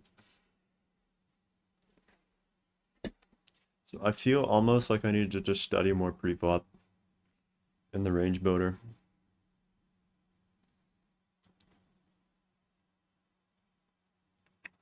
Let's go to easy. Paint, unlock. Paint hands by categories, undo, reset. So yeah, I've done this before. I'm not sure what's giving me the tutorial again. So let's just start from under the gun. So what are we always raising under the gun? So I feel like just for studying purposes. See, just for context, I'm third year now. As a first year, I was just grinding. Like I could do all of these to like the 10th of a percent for like the entirety of preflop. But not as good as I used to be. I started actually caring about programming instead of just playing poker all day. But I'm getting back into it. Unless I get a particularly compelling internship, I'll be playing in World Series Poker Main Event 25. And so these cash ranges don't matter as much, but I'm just trying to get back in the habit of studying. I'm playing on some sites. And yeah, just trying to put like a few hours a day, getting better, and kind of at the very least, regaining what I once knew for cash. So I'll probably study a bit of cash, especially in December. I'm gonna grind cash, get solid at cash, play a lot of 25 NL, and then perhaps after that, I'll switch over to tournaments. I really know nothing about tournaments, but I'm a okay cash player. But yeah, I'm like an okay live cash player. Online, I'm not. I'm more playing poker for fun recently than being like super serious about it. I am up like 2K. Recently, I went on like a poker trip last month. Made a few hundred, 400 bucks. I don't know. I have like a account and such to look at it. But I say that to say that I'm gonna be studying some preflop ranges right now, and like throughout this month of December, when I get off school, we're just putting like 10 hours a day into this, working a bit on open source as well. And then after that, depending on if I become like a TA, either way, I'll be dedicating significant time to studying poker, especially if I don't get an internship that's compelling, because I'll just go and play the World Series of Poker 25. But enough talk. Let's just start doing this. So let's just look under the gun. You got ace 10 plus. Little weak in these king jack, queen jack offsuits. All of the suited aces. And you got sevens and up. The other pair is a bit weak. So I don't actually like, so this is an important note. Let's look at 150 stack 150. And I usually just open GTO. I don't open 25x, I open 2x. So it's saying 25x here. Interesting. See, I usually raise two bigs, but it's interesting to see that it wants 2.5 at bigger stack size. Yeah, I'm usually a two bigs guy. Yeah, I'll raise two, cut off hijack. Sorry, under the gun hijack. Cut off, I'll do like, it ends up being like 2-2-5, but yeah, 2-3. Button, I'll go 3 or 2-5. Small blind, yeah, I raise 3. So yeah, let's just look at 100 big ones for now, even though I usually end up playing like around 150, especially live. So this is actually notably more liberal. So let's first stop cheating and just look at this. So what do I think it is? So I think it's around trying to not use the information I just learned. I think it's like 6s and up. Yeah, all of these, I'd probably go down to, probably not that low. I do king off, queen off, king, queen off. This range, I'm not too sure about. I'd say that's full. I'd say that's full. I'd probably use jack 10 suited. And so let's go to 75 now. Thinking like 75 on this. 75 here, here, and here. Going down to 50. I do like here, here, here. Ace 9. I don't think I'm ever doing ace 9. Let's do 50 on this then. Let's do 50 on 5s, 25 on 4s. Let's do 50 on these. 50 here. Sorry, fold 100. So this is probably my intuition. See results. Confirm. Perfect. It looks notably wrong though. I think all the percentage being right is just because you fold almost everything. So let's see. Perfect. Okay, so I only did miss a few. So ace 2, it likes to mix. It likes all of king 8. It likes all of 10s, queen 10, queen 9 suited. It likes all of 10, 10 off. And it wants a little mixture of 2s there. Some slices. It wants 10, 9. Let's try that again from the top. So let's go here, 50, to this. It's really just going to 10 and stopping. These pairs quite strong. I believe it goes down to like 75 here and here, like 25 on these. And then just like very minuscule on these. Also notably 5, 6 suited, and then let's go to it back to 100. So I'm expecting this, this, this, this, this, down to here. Some like 50s there. 50s here. So jack 10 suited was 100. It also likes 10, 9 suited and queen 9 suited. And it likes about half of jack 9 suited. So I think that's right. So what I miss here? So I shifted 1, 2. I was 1 less on the king. So king 8 suited is a play. We got ace 2 suited in there. We got jack. We got this here. See, I really only missed 14 combos, which are only 3 things. I'm counting 5s there. So yeah. Let's do it one more time for repetition's sake. Down here we have this. 10s, 9s, 8s, 7s. We got this, we got this, we got this, we got this. Over here we want 8s. So we just learned. Going into the 50s, let's go 50 here and then like 25. Actually, yes, 5, 5 is like a 50. And it goes like decreasingly. To these, you also had a very sliver of 6, 5 suited. Excuse me, back to 50, we got these 3. Excuse me, an ace 5, 50. We got these. Probably mix jack 9 suited a bit. So I believe that is correct. 9%, a bit inaccurate on 6s. You want all of 6s. So I'm satisfied with that. So moving on to the hijack. So let's just look at, in general, the hijack.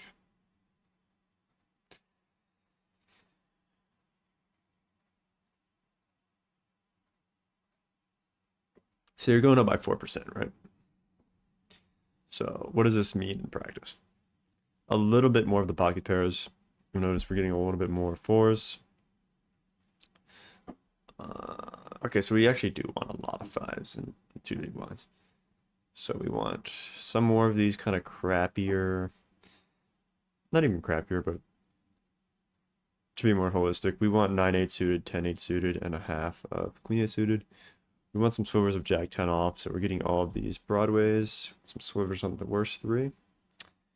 We want a little bit of ace 9 off. We're also grabbing all of king 10 off. Sorry, half of king 10 off, like I said earlier. All of ace 2. So let's try going for the hijack here. So let's start off with the broadways. We're kind of building this shape. It's kind of helmet shape, but we only want half of these on the underground. Half of ace 10 off. We're grabbing all these suited aces.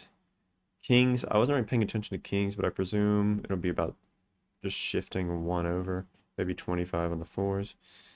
So the pockets, we didn't really go too, sorry, these are not the pockets, but I imagine that'll stand. So I, okay, I actually shifted my painting a bit in the wrong direction. So we actually want 100 here. You want to grab the 50 and go 50 there.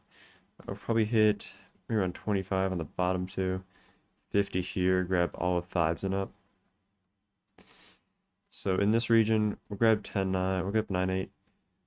We'll grab this. We'll do 50 here, 50 on queen 7 suited, 50 on 5-6 suited. That's my prediction there. So what I miss, so we don't want any queen 7 suited. That's approximately accurate. I'm really overvaluing this 5-6 suited thing. Perfect on the pockets. Yeah, very good in the broadways. Perfect in broadways. Perfect in ace-x.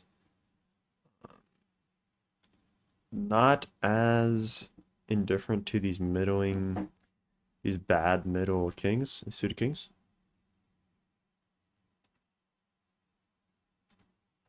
We are actually just stopping flat at king 5 suited. We don't want any of queen 7 suited. No jack 8s, but a bit more of 10 8s.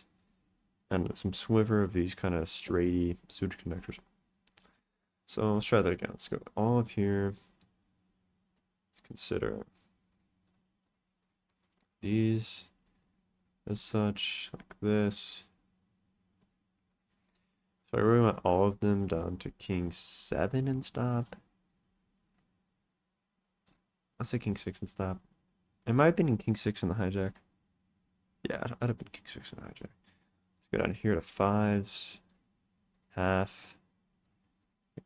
A bit over half. A bit under half. Quarter. We can just grab like this and just go like up here. So, jack 9, king 9. I think jack 9 was actually debated. Just 10-9 is good. Probably 10-9 is like 75%. Jack 9 is like 25%. Yeah, it's probably like this. Yeah. King 6 and stop. Actually, I believe this was like a 94%. Pockets are good. Aces are good. Kings and queens, these could be one off. 10, yeah. Broadway looks good. So, straight up mistakes. Okay, yeah. I was doing the wrong range. That was very bad. That was horrible. That was really bad. You want 10-8 suited, you want 9-8 suited, you want jack 9 suited, you want queen 8 suited. I think I'm also about to get crystal, interestingly.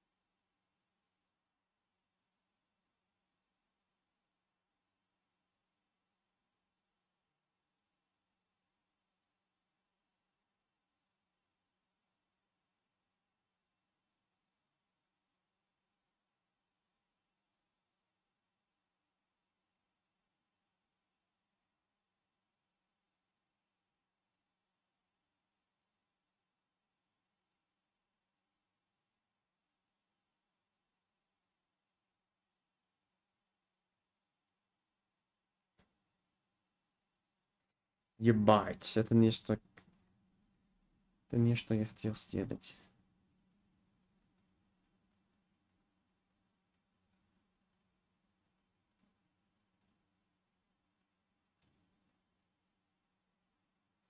Блин, как редактировать? Брать, что? Редактировать 2.5 и в Крогаре мы говорим город квартиры, да? Вот. Сохранить. Отлично. И 185, да?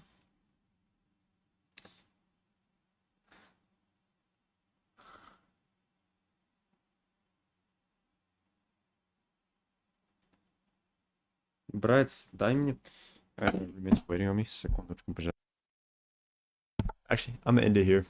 It's been about 4 hours. Gotta study some calculus. I'll be back eventually. Shout out to my man, my person, Nineberry Noonbeer. Appreciate you. Being the first person to actually watch me. And yeah, I'll be back tomorrow for some advent of code, probably studying some multivariable calculus. Hate calculus, dude. And maybe some poker as well. Yeah, see you guys. And this is my buffer where I just do nothing. So it actually sends the packets before I click stop streaming.